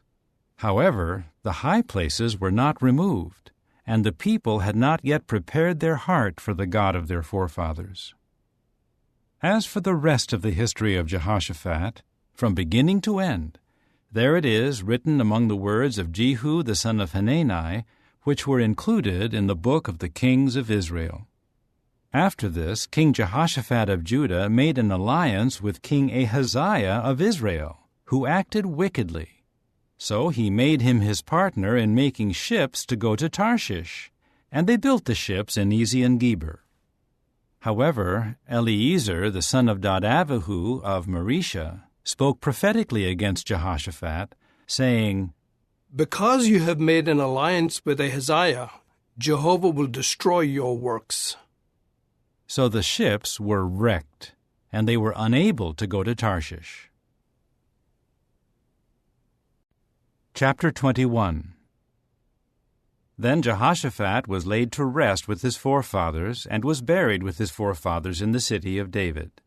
And his son Jehoram became king in his place. His brothers, Jehoshaphat's sons, were Azariah, Jehiel, Zechariah, Azariah, Michael, and Shephatiah. All of these were the sons of King Jehoshaphat of Israel. And their father had given them many gifts in silver and gold and valuable things, along with fortified cities in Judah. But he gave the kingdom to Jehoram, for he was the firstborn. When Jehoram had taken control of the kingdom of his father, he strengthened his position by killing all his brothers with the sword, as well as some of the princes of Israel. Jehoram was 32 years old when he became king, and he reigned for 8 years in Jerusalem. He walked in the way of the kings of Israel, just as those of the house of Ahab had done, for Ahab's daughter had become his wife, and he kept doing what was bad in Jehovah's eyes. But Jehovah did not want to bring the house of David to ruin for the sake of the covenant that he had made with David, since he had promised to give a lamp to him and to his sons always.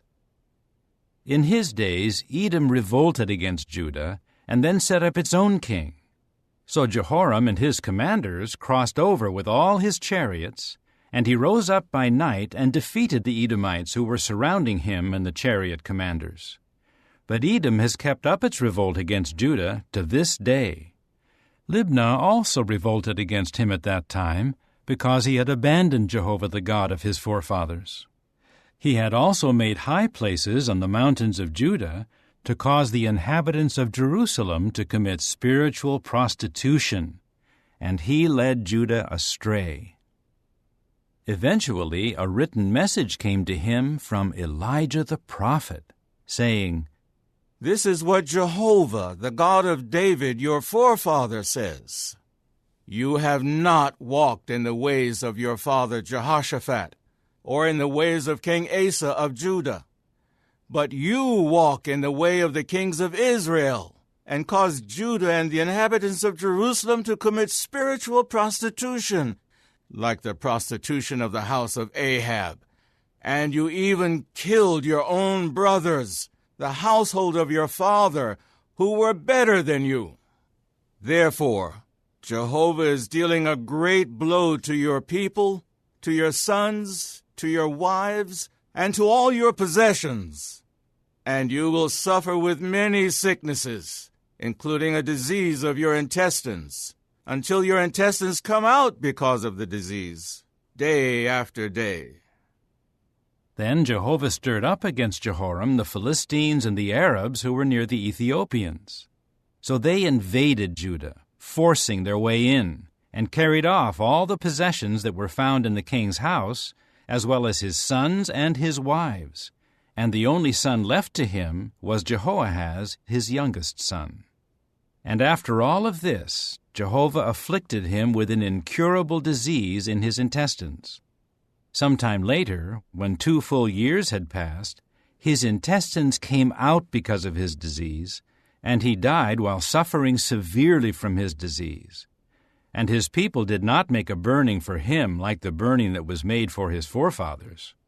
He was 32 years old when he became king, and he reigned for 8 years in Jerusalem. No one regretted it when he died. So they buried him in the city of David, but not in the burial places of the kings. Chapter 22.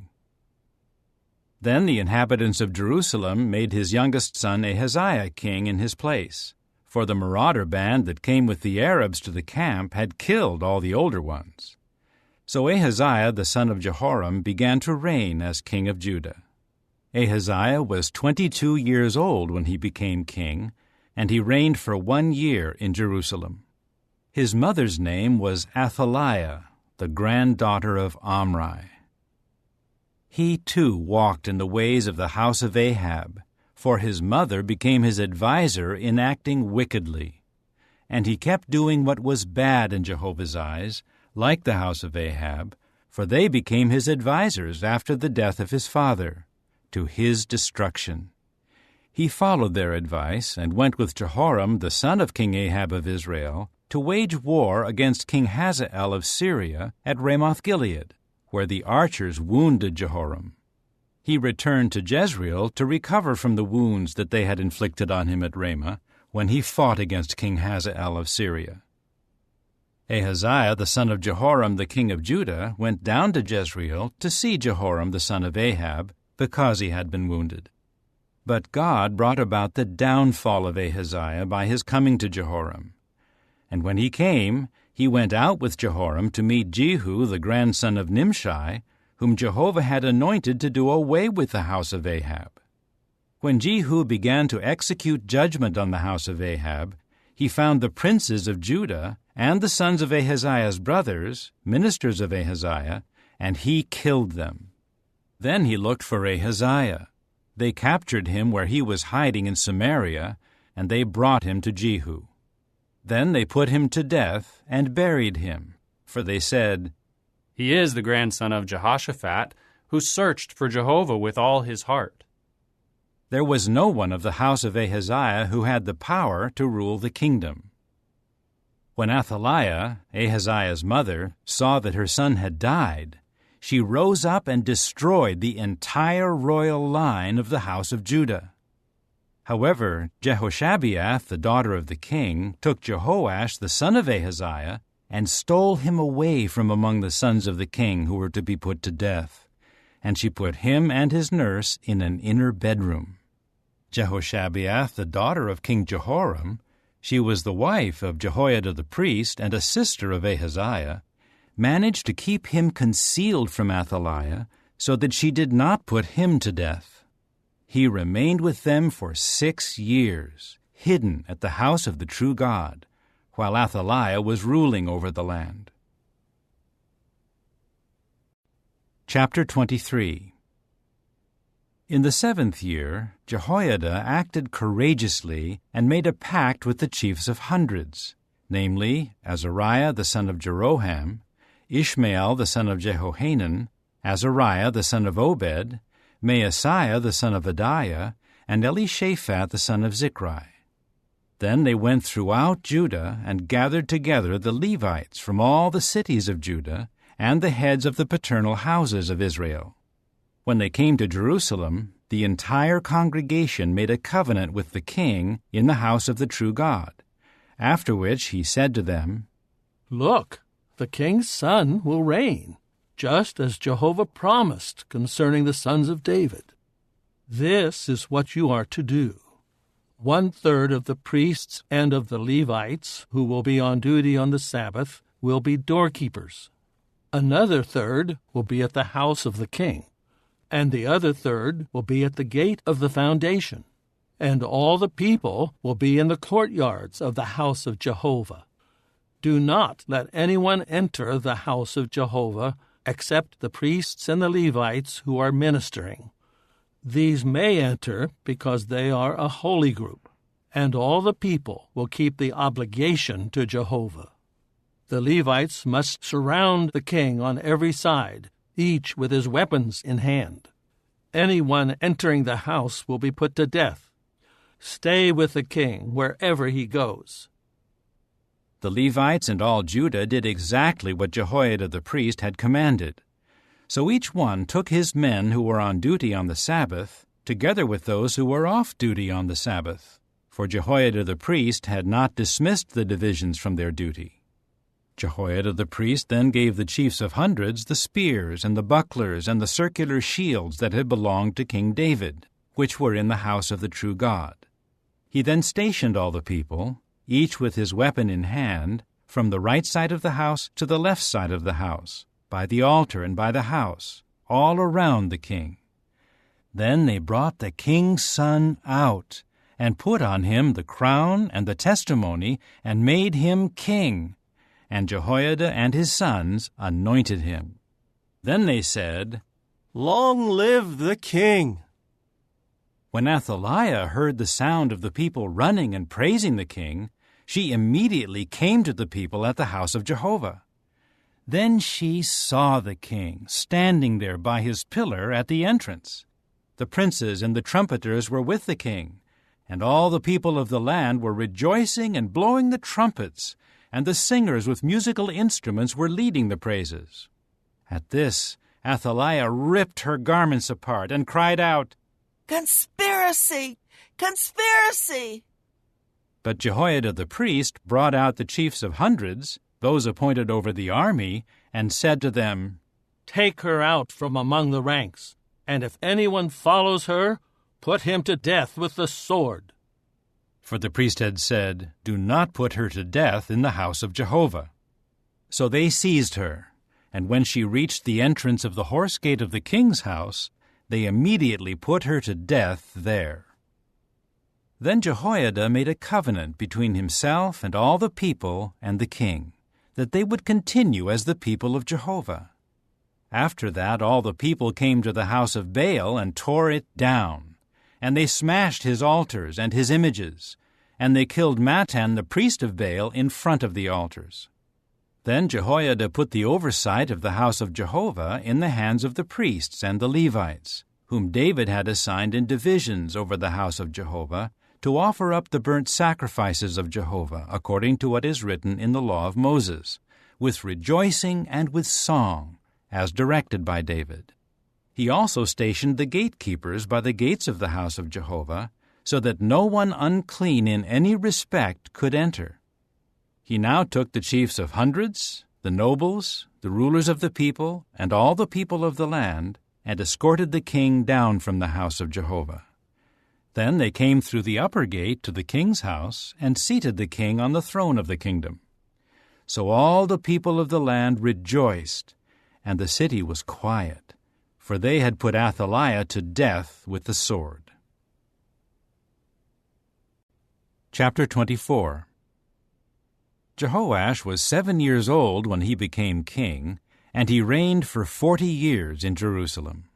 His mother's name was Zibiah from Beersheba. Jehoash continued doing what was right in Jehovah's eyes all the days of Jehoiada the priest. Jehoiada chose 2 wives for him, and he became father to sons and daughters. Afterward, it was the heart's desire of Jehoash to renovate the house of Jehovah.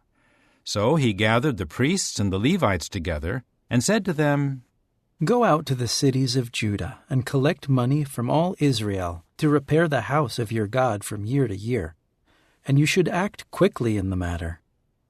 But the Levites did not act quickly. So the king called Jehoiada the chief and said to him, "Why have you not required the Levites to bring in from Judah and Jerusalem the sacred tax ordered by Moses, the servant of Jehovah, the sacred tax of the congregation of Israel, for the tent of the testimony? For the sons of Athaliah, that wicked woman, had broken into the house of the true God, and they had used all the holy things of the house of Jehovah for the Baals." Then, at the king's order, a chest was made and placed outside at the gate of the house of Jehovah. After that, a proclamation was issued throughout Judah and Jerusalem to bring to Jehovah the sacred tax that Moses, the servant of the true God, had imposed on Israel in the wilderness. All the princes and all the people rejoiced, and they kept bringing contributions and dropping them into the chest until it was full. Whenever the Levites brought the chest in to be turned over to the king, and they saw that there was a great deal of money in it, the secretary of the king and the commissioner of the chief priest would come and empty the chest, and then they would take it back to its place. That was what they did from day to day, and they gathered money in abundance.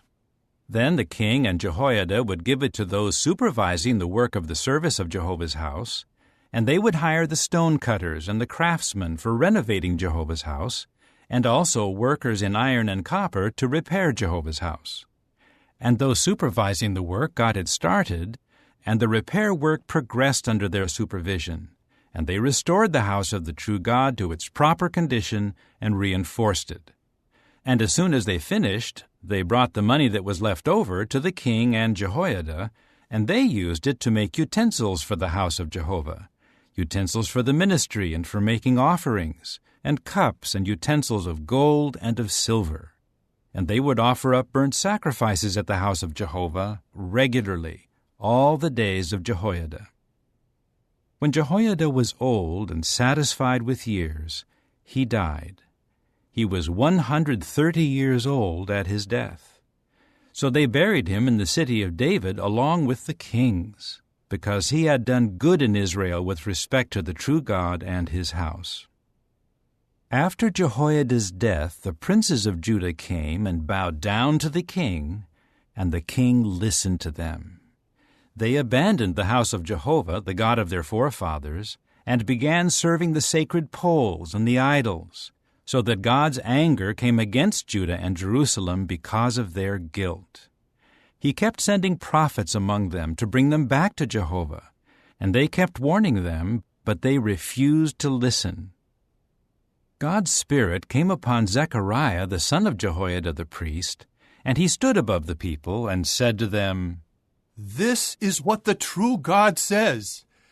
Why are you violating the commandments of Jehovah? You will not be successful. Because you have abandoned Jehovah, He will in turn abandon you." But they conspired against him and stoned him at the king's order in the courtyard of Jehovah's house. Thus King Jehoash did not remember the loyal love that his father Jehoiada had shown toward him, and he killed his son, who said as he was dying, "May Jehovah see to it and call you to account." At the beginning of the year, the Syrian army came up against Jehoash, and they invaded Judah and Jerusalem. Then they did away with all the princes of the people, and they sent all their spoil to the king of Damascus. For although the invading Syrian army had a small number of men, Jehovah handed over to them a very large army, because they had abandoned Jehovah, the God of their forefathers. So they executed judgment on Jehoash. And when they withdrew from him, for they left him severely wounded, his own servants conspired against him because he had shed the blood of the sons of Jehoiada the priest. They killed him on his own bed. So he died, and they buried him in the city of David, but they did not bury him in the burial places of the kings. These were the conspirators against him: Zabad the son of Shimeath the Ammonitess, and Jehozabad the son of Shimrith the Moabitess. regarding his sons and the many pronouncements against him, and the renovation of the house of the true God, all these things are recorded in the writings of the book of the Kings. And his son Amaziah became king in his place. Chapter 25. Amaziah was 25 years old when he became king, and he reigned for 29 years in Jerusalem. His mother's name was Jehoaddan of Jerusalem. He continued to do what was right in Jehovah's eyes, but not with a complete heart. As soon as he had the kingdom firmly in his control, he killed his servants who had killed his father, the king.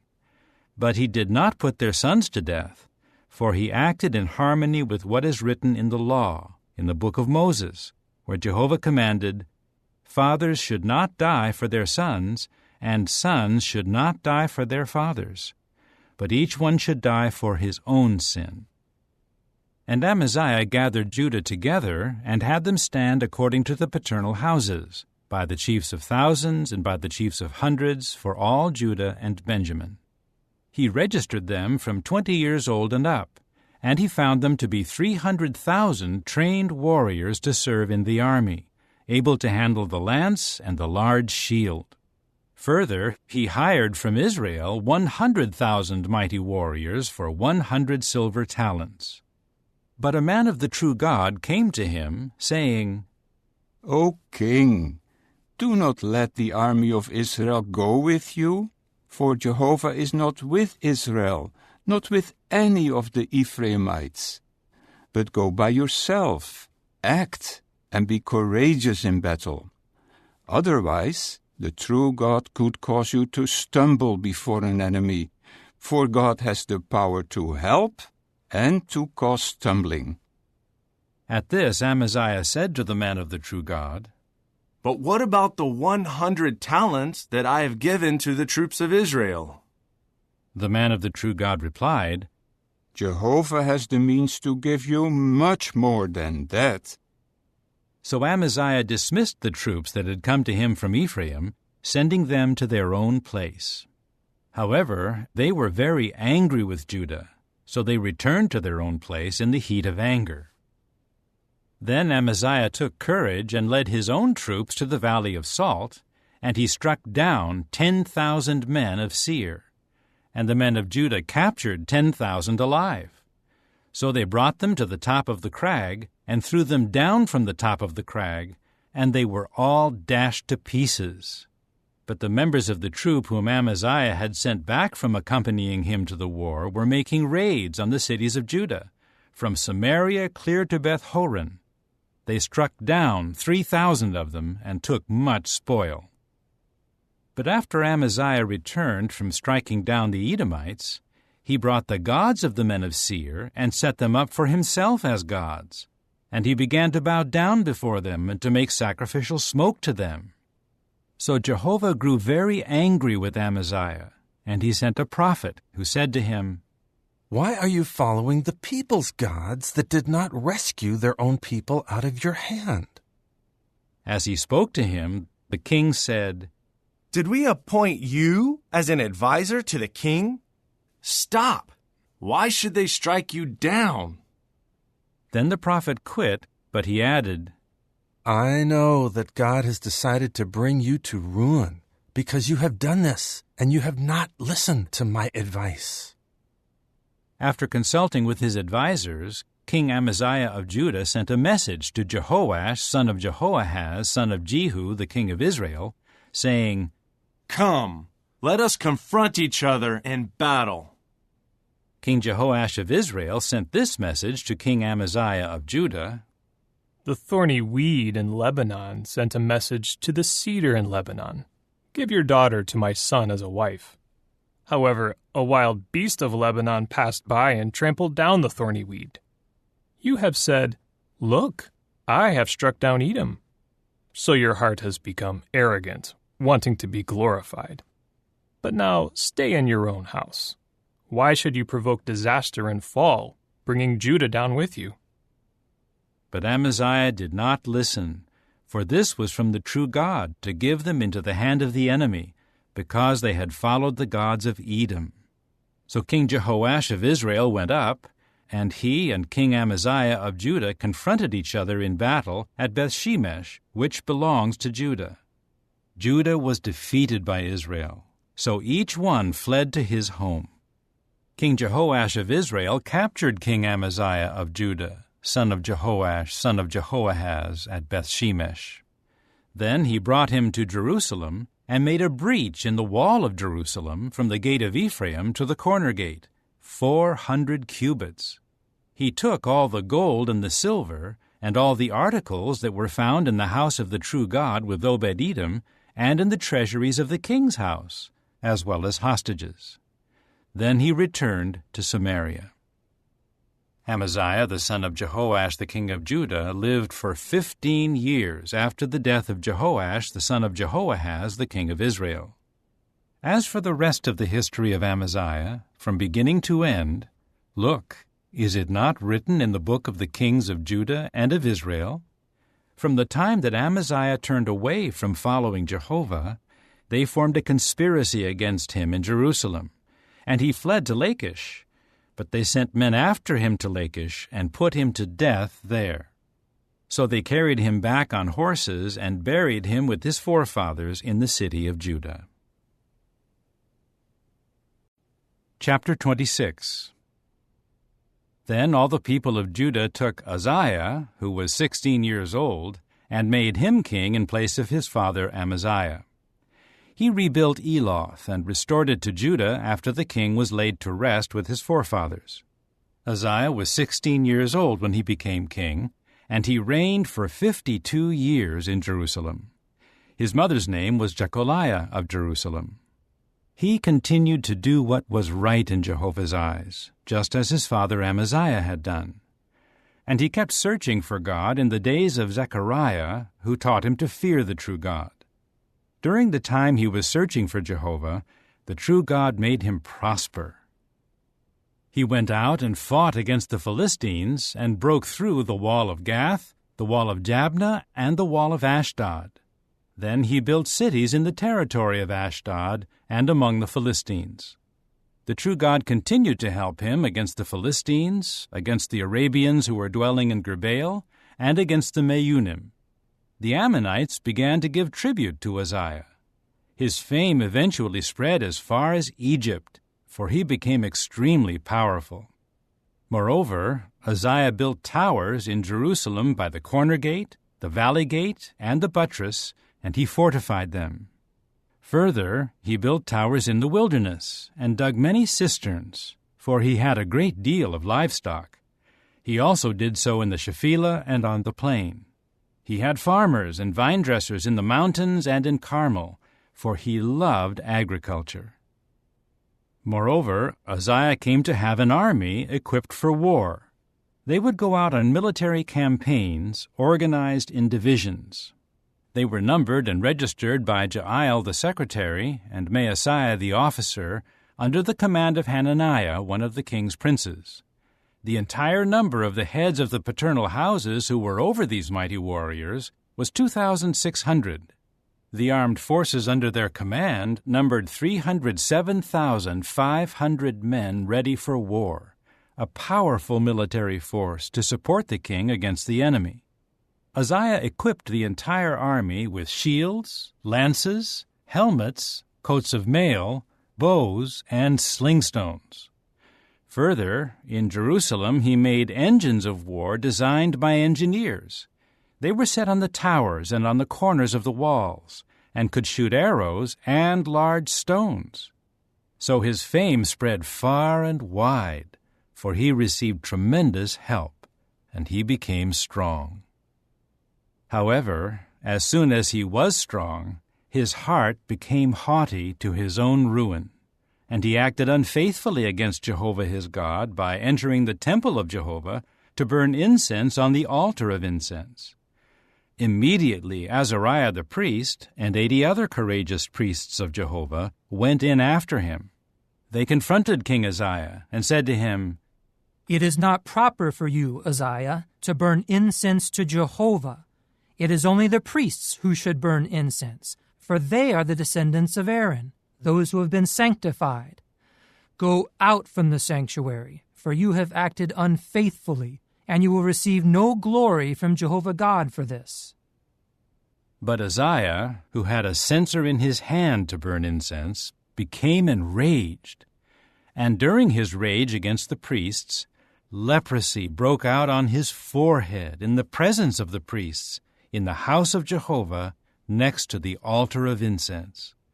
When Azariah the chief priest and all the priests turned toward him, they saw that he had been stricken with leprosy in his forehead. So they rushed him out of there, and he himself hurried out, because Jehovah had struck him. King Uzziah remained a leper until the day of his death, and he kept staying in a separate house as a leper, for he had been excluded from the house of Jehovah.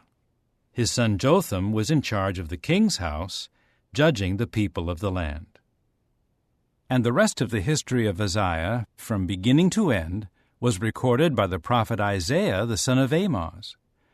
Then Uzziah was laid to rest with his forefathers, and they buried him with his forefathers, but in the burial field that belonged to the kings. For they said, "He is a leper." And his son Jotham became king in his place. Chapter 27. Jotham was 25 years old when he became king, and he reigned for 16 years in Jerusalem. His mother's name was Jerusha, the daughter of Zadok. He kept doing what was right in Jehovah's eyes, just as his father Uzziah had done, except that he did not invade the temple of Jehovah. But the people were still acting ruinously. He built the upper gate of Jehovah's house, and he did much building on the wall of Ophel. He also built cities in the mountainous region of Judah, and he built fortified places and towers in the wooded areas. He waged war against the king of the Ammonites and eventually prevailed against them, so that the Ammonites gave him in that year 100 silver talents, 10,000 core measures of wheat, and 10,000 of barley. The Ammonites also paid this to him in the 2nd and 3rd years. So Jotham kept growing strong, for he established his ways before Jehovah his God. As for the rest of the history of Jotham, all his wars and his ways, it is written in the book of the kings of Israel and of Judah. He was 25 years old when he became king, and he reigned for 16 years in Jerusalem. Then Jotham was laid to rest with his forefathers, and they buried him in the city of David. And his son Ahaz became king in his place. Chapter 28. Ahaz was 20 years old when he became king, and he reigned for 16 years in Jerusalem. He did not do what was right in Jehovah's eyes, as David his forefather had done. Instead, he walked in the ways of the kings of Israel, and he even made metal statues of the Baals. Moreover, he made sacrificial smoke in the valley of the son of Hinnom, and burned up his sons in the fire, following the detestable practices of the nations that Jehovah had driven out from before the Israelites. He also kept sacrificing and making sacrificial smoke on the high places, on the hills, and under every luxuriant tree. So Jehovah his God gave him into the hand of the king of Syria, so that they defeated him and carried off a great number of captives and brought them to Damascus. He was also given into the hand of the king of Israel, who inflicted on him a great slaughter. For Pekah the son of Remaliah killed in Judah 120,000 in one day, all brave men, because they had abandoned Jehovah, the God of their forefathers. And Zichri, an Ephraimite warrior, killed the king's son Maaseiah, and Azrikam, who was in charge of the palace, and Elkanah, who was second to the king. Moreover, the Israelites took 200,000 of their brothers captive, women, sons, and daughters. They also seized a great deal of spoil, and they took the spoil to Samaria. But a prophet of Jehovah named Oded was there. He went out before the army that was coming to Samaria, and said to them, "Look, It was because Jehovah, the God of your forefathers, was angry with Judah that he gave them into your hand, and you slaughtered them with a fury that has reached clear to the heavens. And now you intend to make the people of Judah and Jerusalem your male and female servants. Nevertheless, are you not also guilty before Jehovah your God? Now listen to me, and return the captives whom you took from your brothers, for Jehovah's burning anger is against you. At that, some of the chiefs of the Ephraimites, Azariah the son of Jehohanan, Berechiah the son of Meshillemoth, Jehizkiah the son of Shallum, and Amasa the son of Hadlai, confronted those coming in from the military campaign, and they said to them, "Do not bring the captives in here, for it will make us guilty before Jehovah. What you intend to do will add to our sins and to our guilt, for our guilt is already great, and there is burning anger against Israel." So the armed soldiers handed over the captives and the plunder to the princes and the entire congregation. Then the men who had been designated by name rose up and took hold of the captives, and they provided clothes from the spoil for all those among them who were naked. So they clothed them and gave them sandals, food and drink, and oil for their skin. Furthermore, they transported the feeble on donkeys and brought them to their brothers in Jericho, the city of palm trees. After that they returned to Samaria. At that time King Ahaz asked the kings of Assyria for help. And once again the Edomites invaded and attacked Judah and carried off captives. The Philistines also made a raid on the cities of the Shephelah and the Negeb of Judah, and captured Beth-shemesh, Aijalon, Gederoth, Soko and its dependent towns, Timnah and its dependent towns, and Gimzo and its dependent towns. And they settled there. Jehovah humbled Judah because of King Ahaz of Israel, for he had let Judah go unrestrained, resulting in great unfaithfulness toward Jehovah. King Tilgath-Pilneser of Assyria eventually came against him and caused him distress rather than strengthening him. For Ahaz had stripped the house of Jehovah and the house of the king and the houses of the princes, and made a gift to the king of Assyria. But it was of no help to him. And during his time of distress, King Ahaz acted even more unfaithfully toward Jehovah. He began to sacrifice to the gods of Damascus that had defeated him. And he went on to say, "Because the gods of the kings of Syria are helping them, I will sacrifice to them, so that they may help me." But they caused him and all Israel to stumble. Furthermore, Ahaz collected the utensils of the house of the true God. He then cut to pieces the utensils of the house of the true God, closed the doors of the house of Jehovah, and made altars for himself in every corner of Jerusalem. And in all the cities of Judah he made high places for making sacrificial smoke to other gods, and he offended Jehovah, the God of his forefathers. As for the rest of his history, all his dealings from beginning to end, there it is written in the book of the kings of Judah and of Israel. Then Ahaz was laid to rest with his forefathers, and they buried him in the city, in Jerusalem, for they did not bring him into the burial places of the kings of Israel. And his son Hezekiah became king in his place. Chapter 29.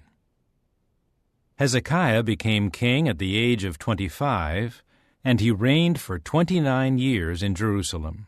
His mother's name was Abijah, the daughter of Zechariah. He kept doing what was right in Jehovah's eyes, just as David his forefather had done.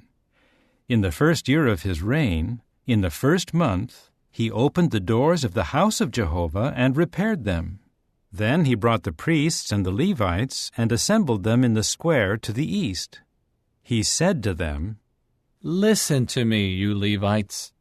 Now sanctify yourselves, and sanctify the house of Jehovah, the God of your forefathers, and remove what is impure from the holy place. For our fathers have been unfaithful, and have done what was bad in the eyes of Jehovah our God. They abandoned him, and turned their faces away from the tabernacle of Jehovah, and turned their back on him. They also closed the doors of the porch, and extinguished the lamps. They stopped burning incense and offering up burnt sacrifices in the holy place to the God of Israel. Therefore, Jehovah's indignation came against Judah and Jerusalem, so that he made them an object of horror and astonishment and a cause for whistling, as you can see with your own eyes. Here our forefathers fell by the sword, and our sons, our daughters, and our wives went into captivity for this. Now it is my heart's desire to make a covenant with Jehovah, the God of Israel, so that his burning anger may turn away from us. My sons, now is not the time to be negligent, for Jehovah has chosen you to stand before him, to serve as his ministers, and to make his sacrifices smoke." At that the Levites rose up, Mahath the son of Amasai, and Joel the son of Azariah of the Kohathites. From the Merarites, Kish the son of Abdi, and Azariah the son of Jehalalel. From the Gershonites, Joah the son of Zimmah, and Eden the son of Joah. From the sons of Elizaphan, Shimri and Jeuel. From the sons of Asaph, Zechariah and Mattaniah. From the sons of Heman, Jehiel and Shimei. From the sons of Jeduthun, Shemaiah and Uzziel. Then they gathered their brothers together and sanctified themselves, and came, as the king had commanded by the words of Jehovah, to cleanse the house of Jehovah. The priests then went inside the house of Jehovah to do the cleansing, and brought out all the uncleanness that they found in the temple of Jehovah, and took it to the courtyard of the house of Jehovah. In turn, the Levites took it and carried it outside to the Kidron Valley. Thus they began the sanctification on the 1st day of the 1st month, and on the 8th day of the month they reached the porch of Jehovah. They sanctified the house of Jehovah for 8 days, and on the 16th day of the 1st month they finished. After that they went in to King Hezekiah and said, "We have cleansed the whole house of Jehovah, the altar of burnt offering and all its utensils, and the table of the layer bread and all its utensils, and all the utensils that King Ahaz cast aside during his reign when he acted unfaithfully, we have made ready and sanctified, and they are before the altar of Jehovah." And King Hezekiah got up early and gathered the princes of the city together, and they went up to the house of Jehovah. They brought 7 bulls, 7 rams, 7 male lambs, and 7 male goats as a sin offering for the kingdom, for the sanctuary, and for Judah. So he told the priests, the descendants of Aaron, to offer them up on the altar of Jehovah. Then they slaughtered the cattle, and the priests took the blood and sprinkled it on the altar. Next they slaughtered the rams and sprinkled the blood on the altar. And they slaughtered the male lambs and sprinkled the blood on the altar. Then they brought the male goats of the sin offering before the king and the congregation, and laid their hands on them. The priests slaughtered them and made a sin offering with their blood on the altar, to make atonement for all Israel, because the king said that the burnt offering and the sin offering should be for all Israel.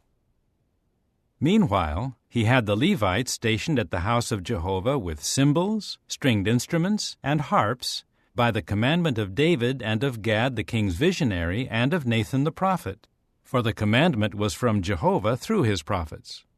So the Levites were standing with the instruments of David, and the priests with the trumpets. Then Hezekiah ordered that the burnt sacrifice be offered on the altar.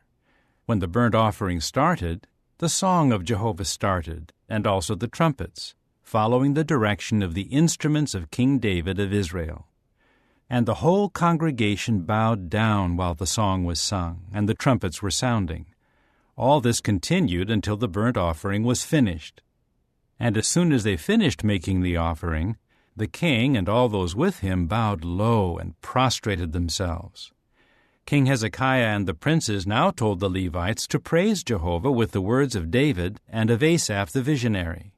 So they offered praise with great rejoicing, and they bowed down and prostrated themselves. Then Hezekiah said, Now that you have been set apart for Jehovah, come and bring sacrifices and thanksgiving offerings to the house of Jehovah. So the congregation began to bring sacrifices and thanksgiving offerings, and everyone with a willing heart brought burnt offerings. The number of burnt offerings that the congregation brought was 70 cattle, 100 rams, 200 male lambs, all of these as a burnt offering to Jehovah, and the holy offerings were 600 cattle and 3,000 of the flock. But there were not enough priests to skin all the burnt offerings. So their brothers the Levites helped them out until the work was finished, and until the priests could sanctify themselves. For the Levites were more conscientious about sanctifying themselves than the priests were. Also there were many burnt offerings, as well as the fat pieces of the communion sacrifices, and the drink offerings for the burnt offerings. Thus the service of the house of Jehovah was restored. So Hezekiah and all the people rejoiced over what the true God had established for the people, for this had all happened so suddenly. Chapter 30. Hezekiah sent word to all Israel and Judah, and even wrote letters to Ephraim and Manasseh, to come to the house of Jehovah in Jerusalem to observe the Passover to Jehovah, the God of Israel.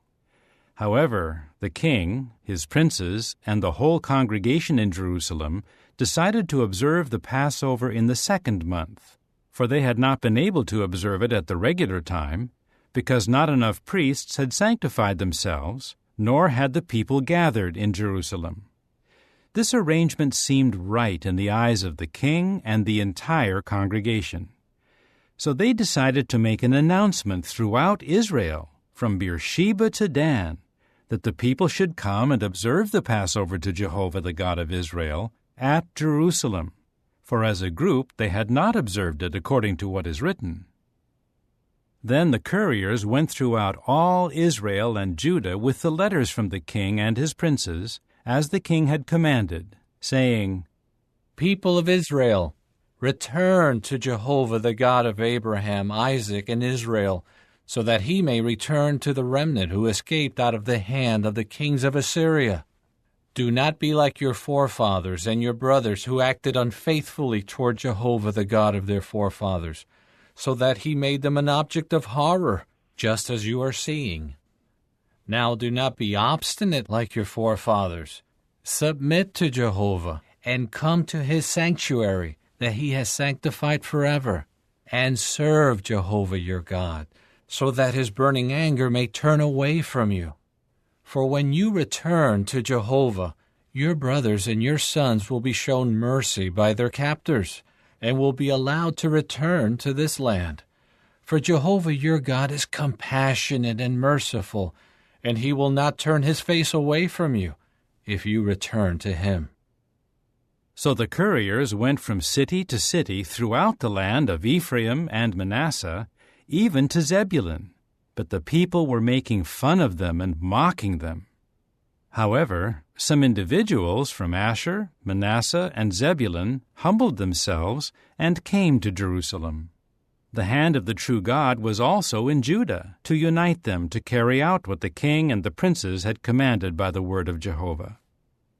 A multitude of people gathered together at Jerusalem to observe the festival of unleavened bread in the 2nd month. It was a very large congregation. They rose up and removed the altars that were in Jerusalem, and they removed all the incense altars and threw them into the Kidron Valley. Then they slaughtered the Passover sacrifice on the 14th day of the 2nd month. The priests and the Levites felt ashamed, so they sanctified themselves and brought burnt offerings to the house of Jehovah. They took their customary places, according to the law of Moses, the man of the true God. Then the priests sprinkled the blood received from the hand of the Levites. There were many in the congregation who had not sanctified themselves, and the Levites were in charge of slaughtering the Passover sacrifices for all who were not clean, to sanctify them to Jehovah. For a great number of the people, especially those from Ephraim, Manasseh, Issachar, and Zebulun, had not cleansed themselves, but they still ate the Passover, contrary to what is written. But Hezekiah prayed for them, saying, May Jehovah, who is good, make allowance for everyone who has prepared his heart to search for the true God, Jehovah, the God of his forefathers, although he has not been purified according to the standard of holiness. And Jehovah listened to Hezekiah and pardoned the people. So the Israelites who were in Jerusalem observed the festival of unleavened bread for 7 days with great rejoicing. And the Levites and the priests were praising Jehovah day by day, loudly playing their instruments to Jehovah. Moreover, Hezekiah spoke to and encouraged all the Levites, who served Jehovah with discretion. And they ate throughout the festival for 7 days, sacrificing communion sacrifices and giving thanks to Jehovah, the God of their forefathers. Then all the congregation decided to observe it for 7 more days. So they observed it for 7 more days with rejoicing. And King Hezekiah of Judah contributed for the congregation 1,000 bulls and 7,000 sheep. And the princes contributed for the congregation 1,000 bulls and 10,000 sheep. And priests were sanctifying themselves in great number. And all the congregation of Judah, the priests, the Levites, all the congregation that came from Israel, and the foreign residents who came from the land of Israel and those living in Judah, continued rejoicing. And there was great rejoicing in Jerusalem, for from the days of Solomon, the son of David, the king of Israel, nothing like this had happened in Jerusalem. Finally, the Levite priests stood up and blessed the people, and God heard their voice, and their prayer reached his holy dwelling, the heavens. Chapter 31.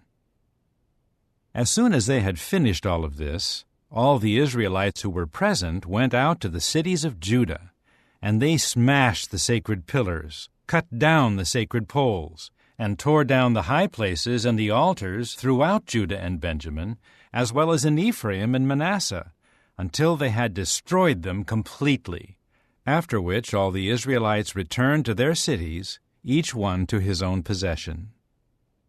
Then Hezekiah appointed the priests in their divisions and the Levites in their divisions, each of the priests and Levites for their service, for the burnt offerings and the communion sacrifices, to minister and to give thanks and praise in the gates of the courtyards of Jehovah.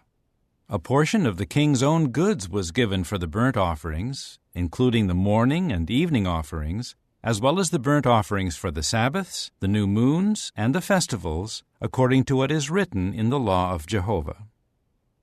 Furthermore, he commanded the people living in Jerusalem to give the portion due the priests and the Levites, so that they might adhere strictly to the law of Jehovah.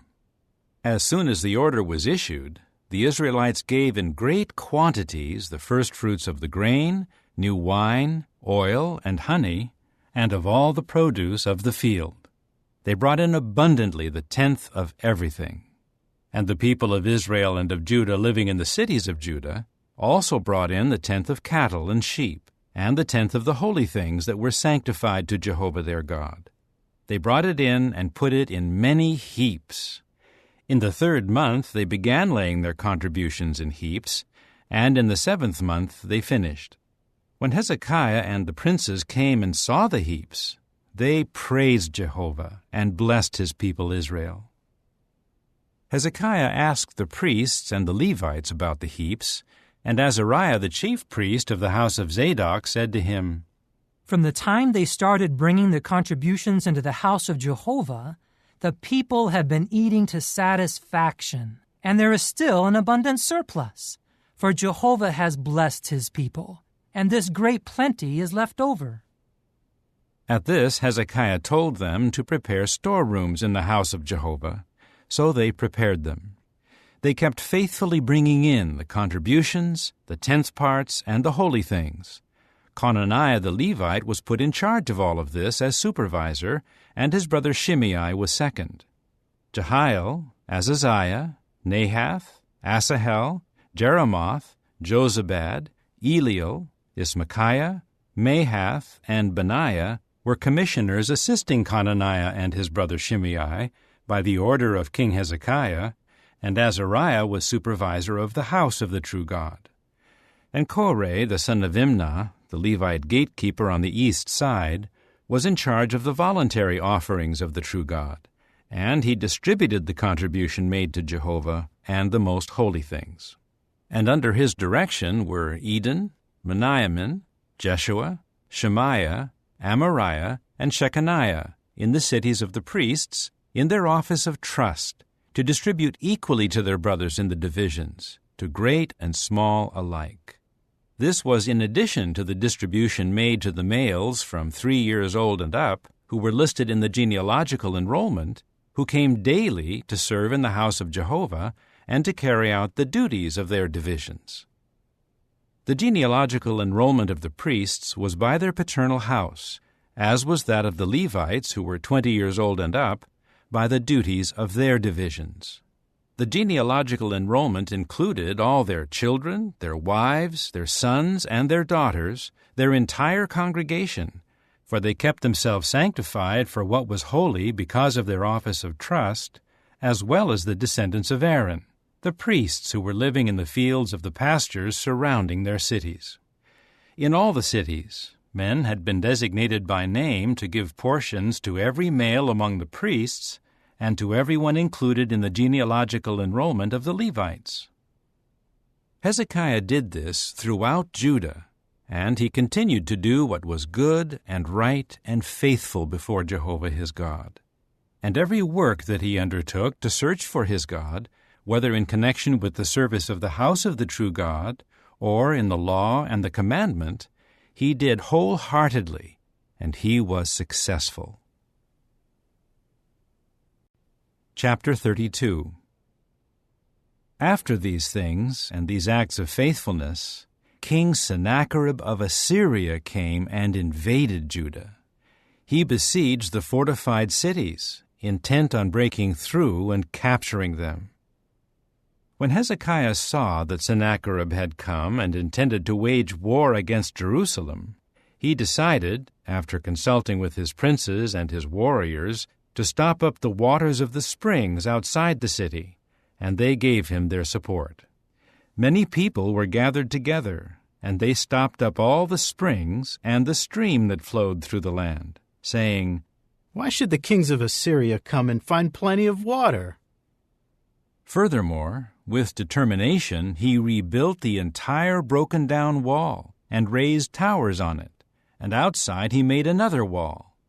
He also repaired the mound of the city of David, and he made a large number of weapons and shields. He then appointed military chiefs over the people and assembled them at the public square of the city gate and encouraged them, saying, "Be courageous and strong. Do not be afraid or be terrified because of the king of Assyria and all the multitude with him, for there are more with us than there are with him. With him is an arm of flesh, but with us is Jehovah our God to help us and to fight our battles." And the people were strengthened by the words of King Hezekiah of Judah. After this, while King Sennacherib of Assyria was at Lachish with all his imperial might, he sent his servants to Jerusalem, to King Hezekiah of Judah and to all the Judeans in Jerusalem, saying, "This is what King Sennacherib of Assyria says. In what are you trusting that you remain in Jerusalem while it is besieged? Is not Hezekiah misleading you and handing you over to die by famine and thirst, saying, 'Jehovah our God will rescue us from the hand of the king of Assyria'?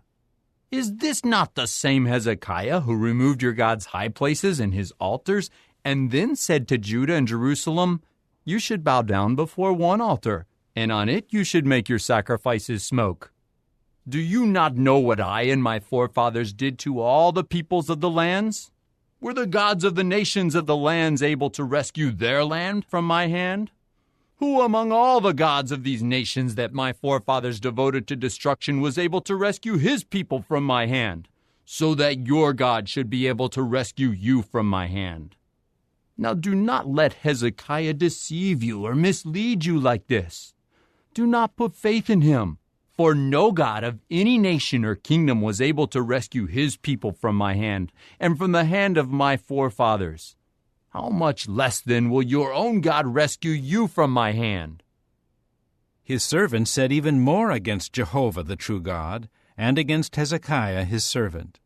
He also wrote letters to insult Jehovah the God of Israel, and to speak against him, saying, "Like the gods of the nations of the lands who could not rescue their people from my hand, so the God of Hezekiah will not rescue his people from my hand." They kept calling loudly in the language of the Jews to the people of Jerusalem who were on the wall, to make them afraid and to terrify them, in order to capture the city.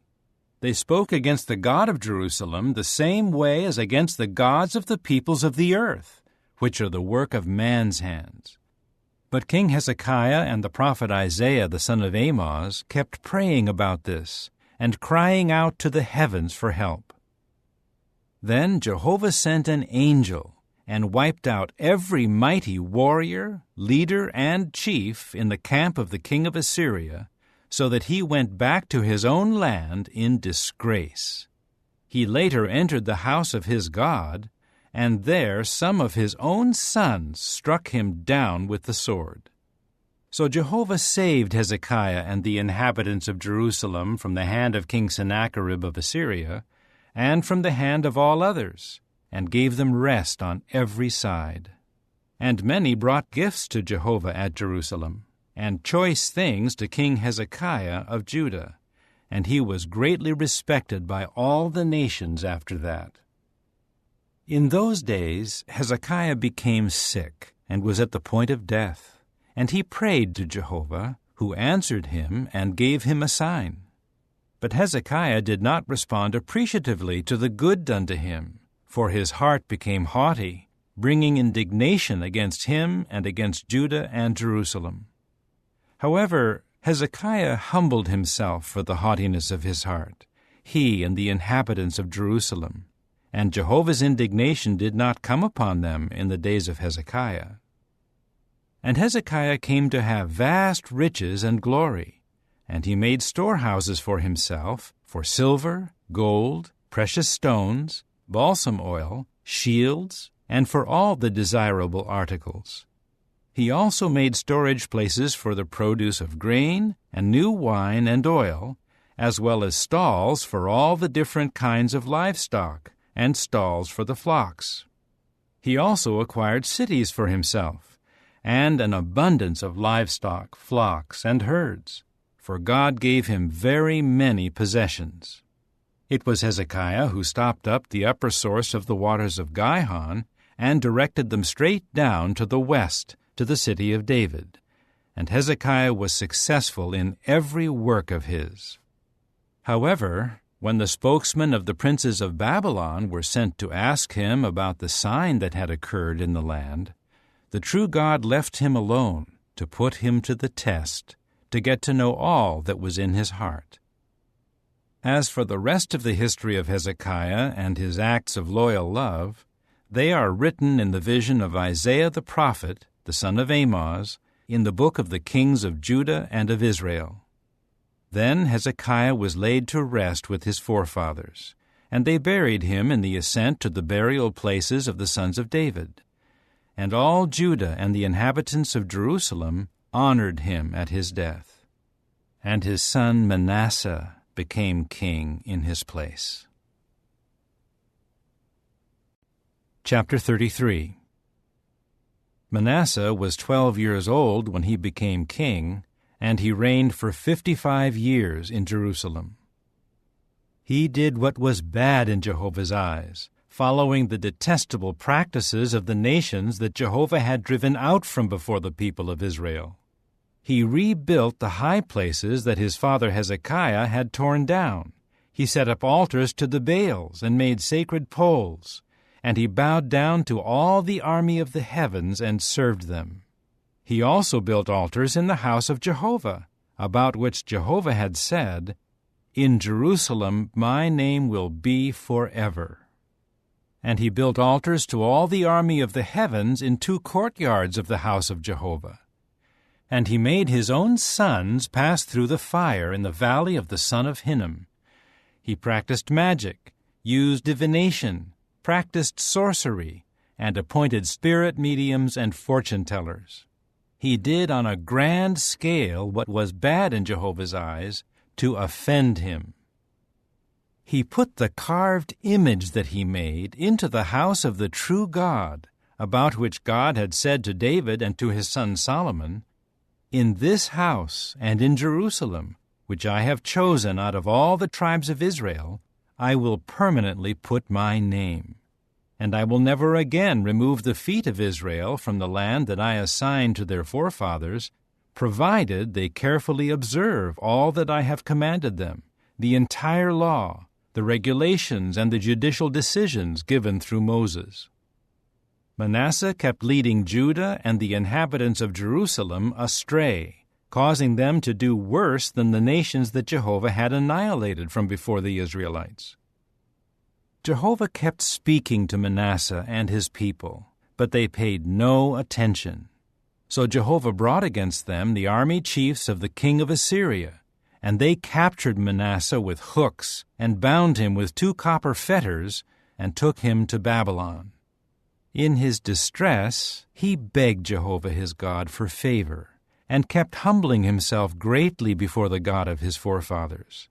He kept praying to him, and he was moved by his entreaty, and heard his request for favor, and he restored him to Jerusalem to his kingship.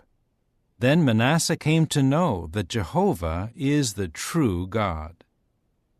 After this he built an outer wall for the city of David west of Gihon in the valley, and as far as the fish gate. And he continued it around to Ophel, and he made it very high. Further, he appointed army chiefs in all the fortified cities in Judah. He then removed the foreign gods and the idol image from the house of Jehovah, and all the altars that he had built in the mountain of the house of Jehovah, and in Jerusalem. And he had them thrown outside the city. He also prepared the altar of Jehovah, and began to offer up communion sacrifices and thanksgiving sacrifices on it. And he told Judah to serve Jehovah, the God of Israel. Nevertheless, the people were still sacrificing on the high places, although only to Jehovah their God. As for the rest of the history of Manasseh, his prayer to his God, and the words of the visionaries who spoke to him in the name of Jehovah the God of Israel, they are recorded in the history of the kings of Israel. Also his prayer, and how his entreaty was granted him, all his sins and his unfaithfulness, the locations where he built high places and set up the sacred poles and the graven images before he humbled himself, they are written among the words of his visionaries. Then Manasseh was laid to rest with his forefathers, and they buried him at his house. And his son Amon became king in his place. Amon was 22 years old when he became king, and he reigned for 2 years in Jerusalem. And he continued to do what was bad in Jehovah's eyes, just as his father Manasseh had done. And Amon sacrificed to all the graven images that his father Manasseh had made, and he kept serving them. But he did not humble himself before Jehovah as Manasseh his father had humbled himself. Instead, Amon greatly increased his guilt. Eventually his servants conspired against him and put him to death in his own house. But the people of the land struck down all those who conspired against King Amon, and they made his son Josiah king in his place. Chapter 34. Josiah was 8 years old when he became king, and he reigned for 31 years in Jerusalem. He did what was right in Jehovah's eyes, and walked in the ways of David his forefather, and he did not deviate to the right or to the left. In the 8th year of his reign, while he was still a boy, he started to search for the God of David his forefather. And in the 12th year he started to cleanse Judah and Jerusalem of the high places and the sacred poles, the graven images, and the metal statues. Further, they tore down the altars of the Baals in his presence, and he cut down the incense stands that were up above them.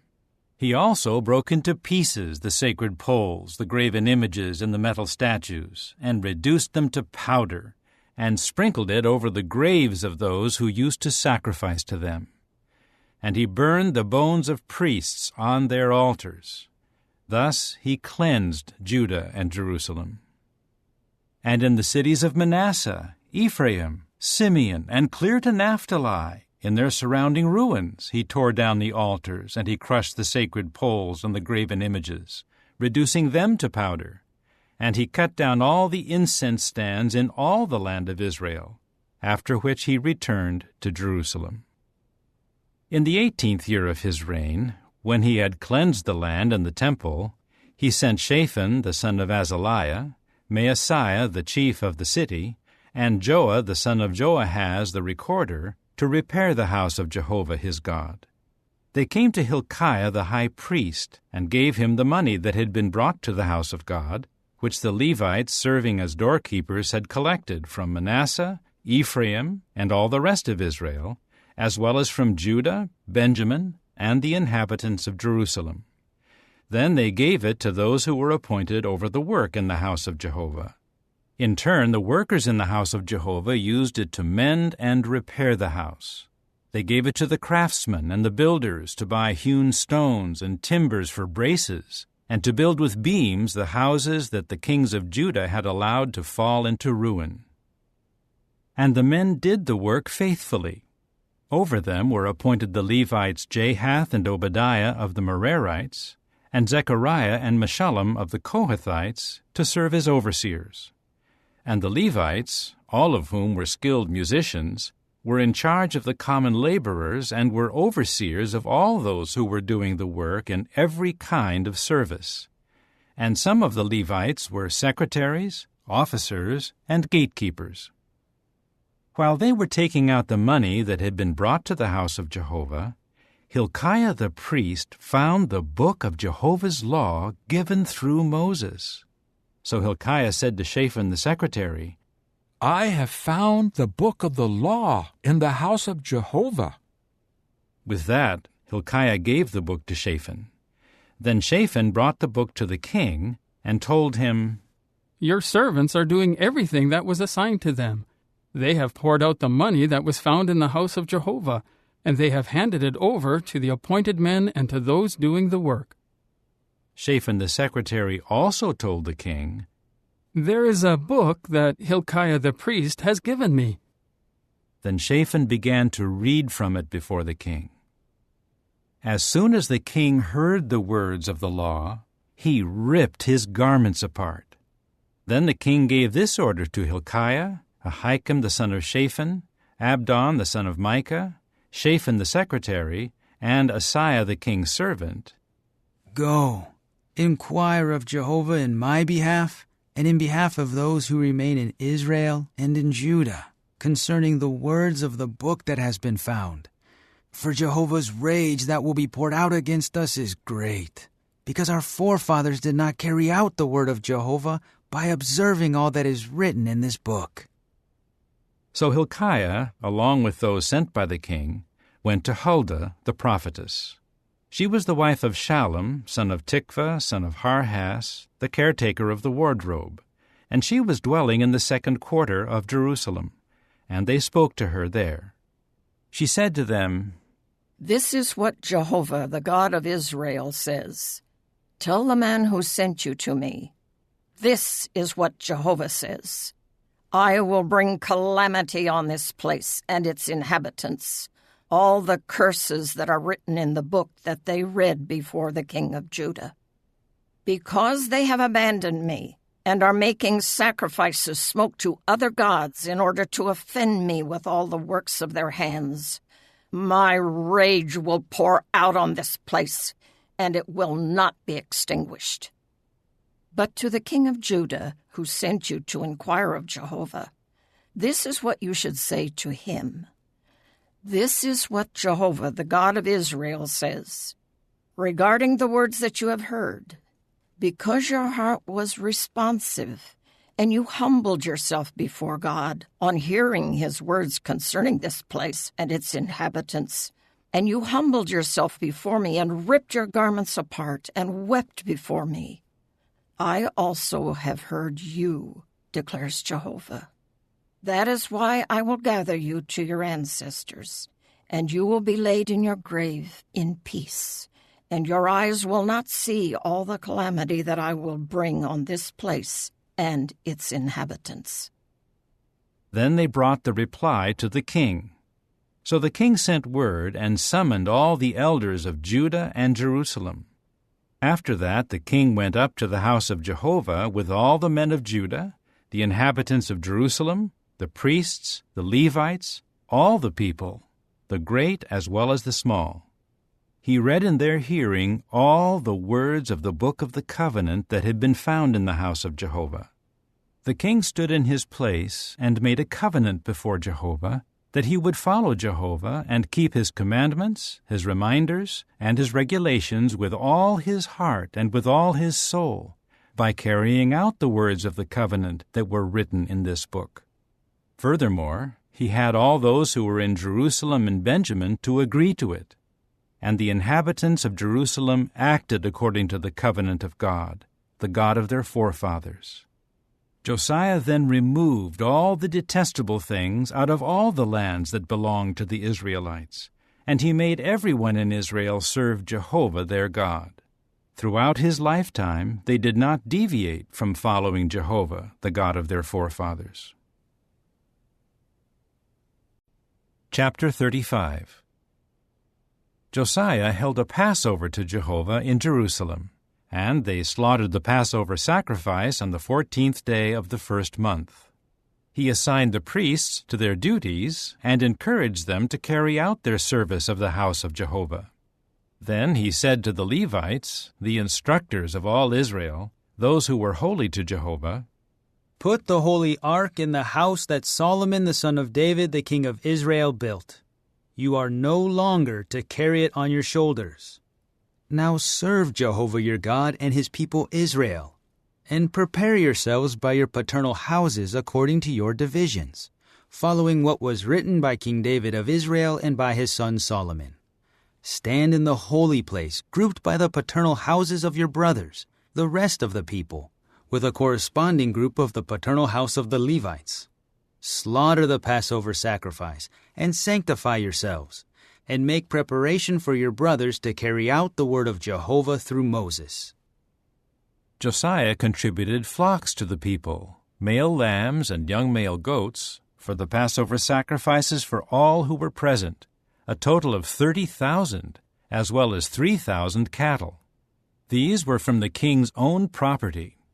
His princes also made a contribution as a voluntary offering for the people, the priests, and the Levites.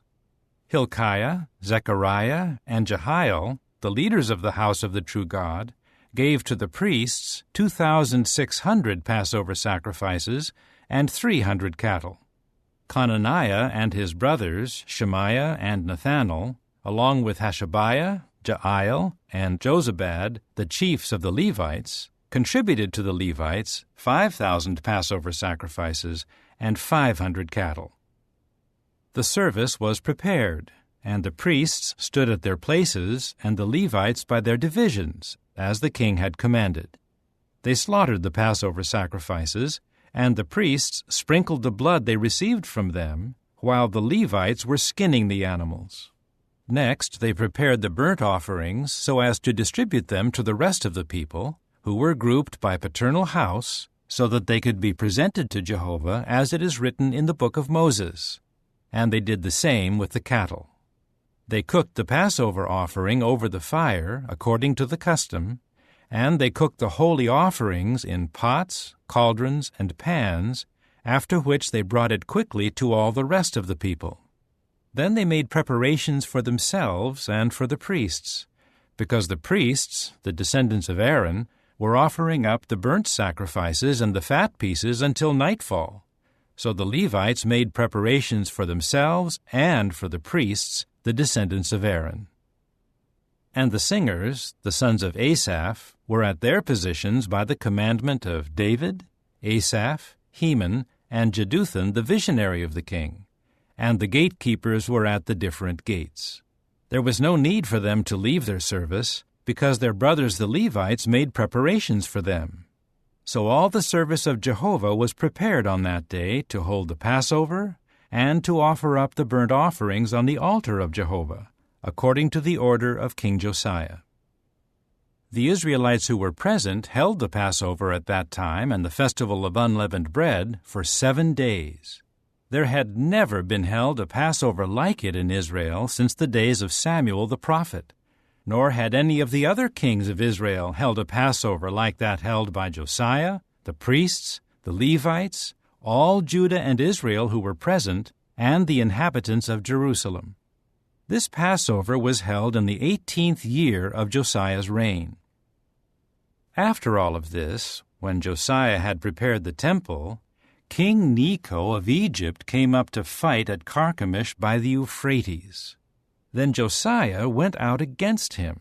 So he sent messengers to him, saying, "What does this have to do with you, O king of Judah?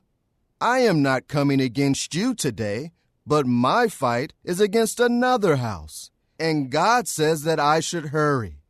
For your own sake, refrain from opposing God, who is with me, or he will bring you to ruin." However, Josiah would not turn away from him, but he disguised himself to fight against him, and would not listen to the words of Necho, which were from the mouth of God. So he came to fight in the plain of Megiddo. And the archers shot King Josiah, and the king said to his servants, "Get me out of here, for I am severely wounded." So his servants took him out of the chariot, and had him ride in his second war chariot, and brought him to Jerusalem. Thus he died, and was buried in the tomb of his forefathers. And all Judah and Jerusalem mourned Josiah. And Jeremiah chanted over Josiah, and all the male and female singers keep singing about Josiah in their dirges down to this day. And a decision was made that they should be sung in Israel, and they are written among the dirges. As for the rest of the history of Josiah and his deeds of loyal love, in keeping with what is written in the law of Jehovah, and what he did from beginning to end, they are written in the book of the kings of Israel and of Judah. Chapter 36. Then the people of the land took Josiah's son Jehoahaz and made him king in Jerusalem in place of his father. Jehoahaz was 23 years old when he became king, and he reigned for 3 months in Jerusalem.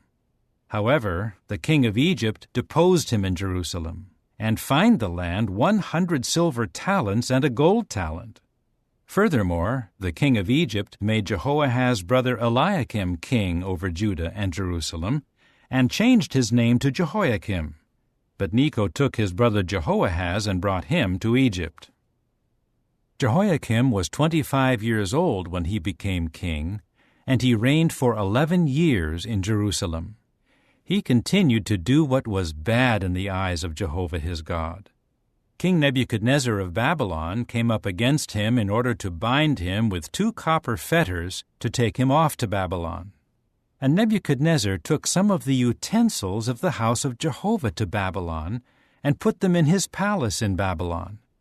As for the rest of the history of Jehoiakim, the detestable things that he did, and what was found against him, it is written in the book of the kings of Israel and of Judah. And his son Jehoiakim became king in his place. Jehoiakim was 18 years old when he became king, and he reigned for 3 months and 10 days in Jerusalem. And he continued to do what was bad in Jehovah's eyes. At the start of the year, King Nebuchadnezzar sent to have him brought to Babylon, along with valuable articles of the house of Jehovah. And he made his father's brother Zedekiah king over Judah and Jerusalem. Zedekiah was 21 years old when he became king, and he reigned for 11 years in Jerusalem. He continued to do what was bad in the eyes of Jehovah his God. He did not humble himself before the prophet Jeremiah, who spoke at the order of Jehovah. He also rebelled against King Nebuchadnezzar, who had made him take an oath by God, and he remained stubborn and hard-hearted, and refused to turn to Jehovah, the God of Israel. All the chiefs of the priests, as well as the people, were exceedingly unfaithful, practicing all the detestable things of the nations, and they defiled the house of Jehovah that he had sanctified in Jerusalem. Jehovah, the God of their forefathers, kept warning them by means of his messengers, warning them again and again, because he felt compassion for his people and for his dwelling place. But they kept ridiculing the messengers of the true God, and they despised his words and mocked his prophets, until the rage of Jehovah came up against his people, until they were beyond healing.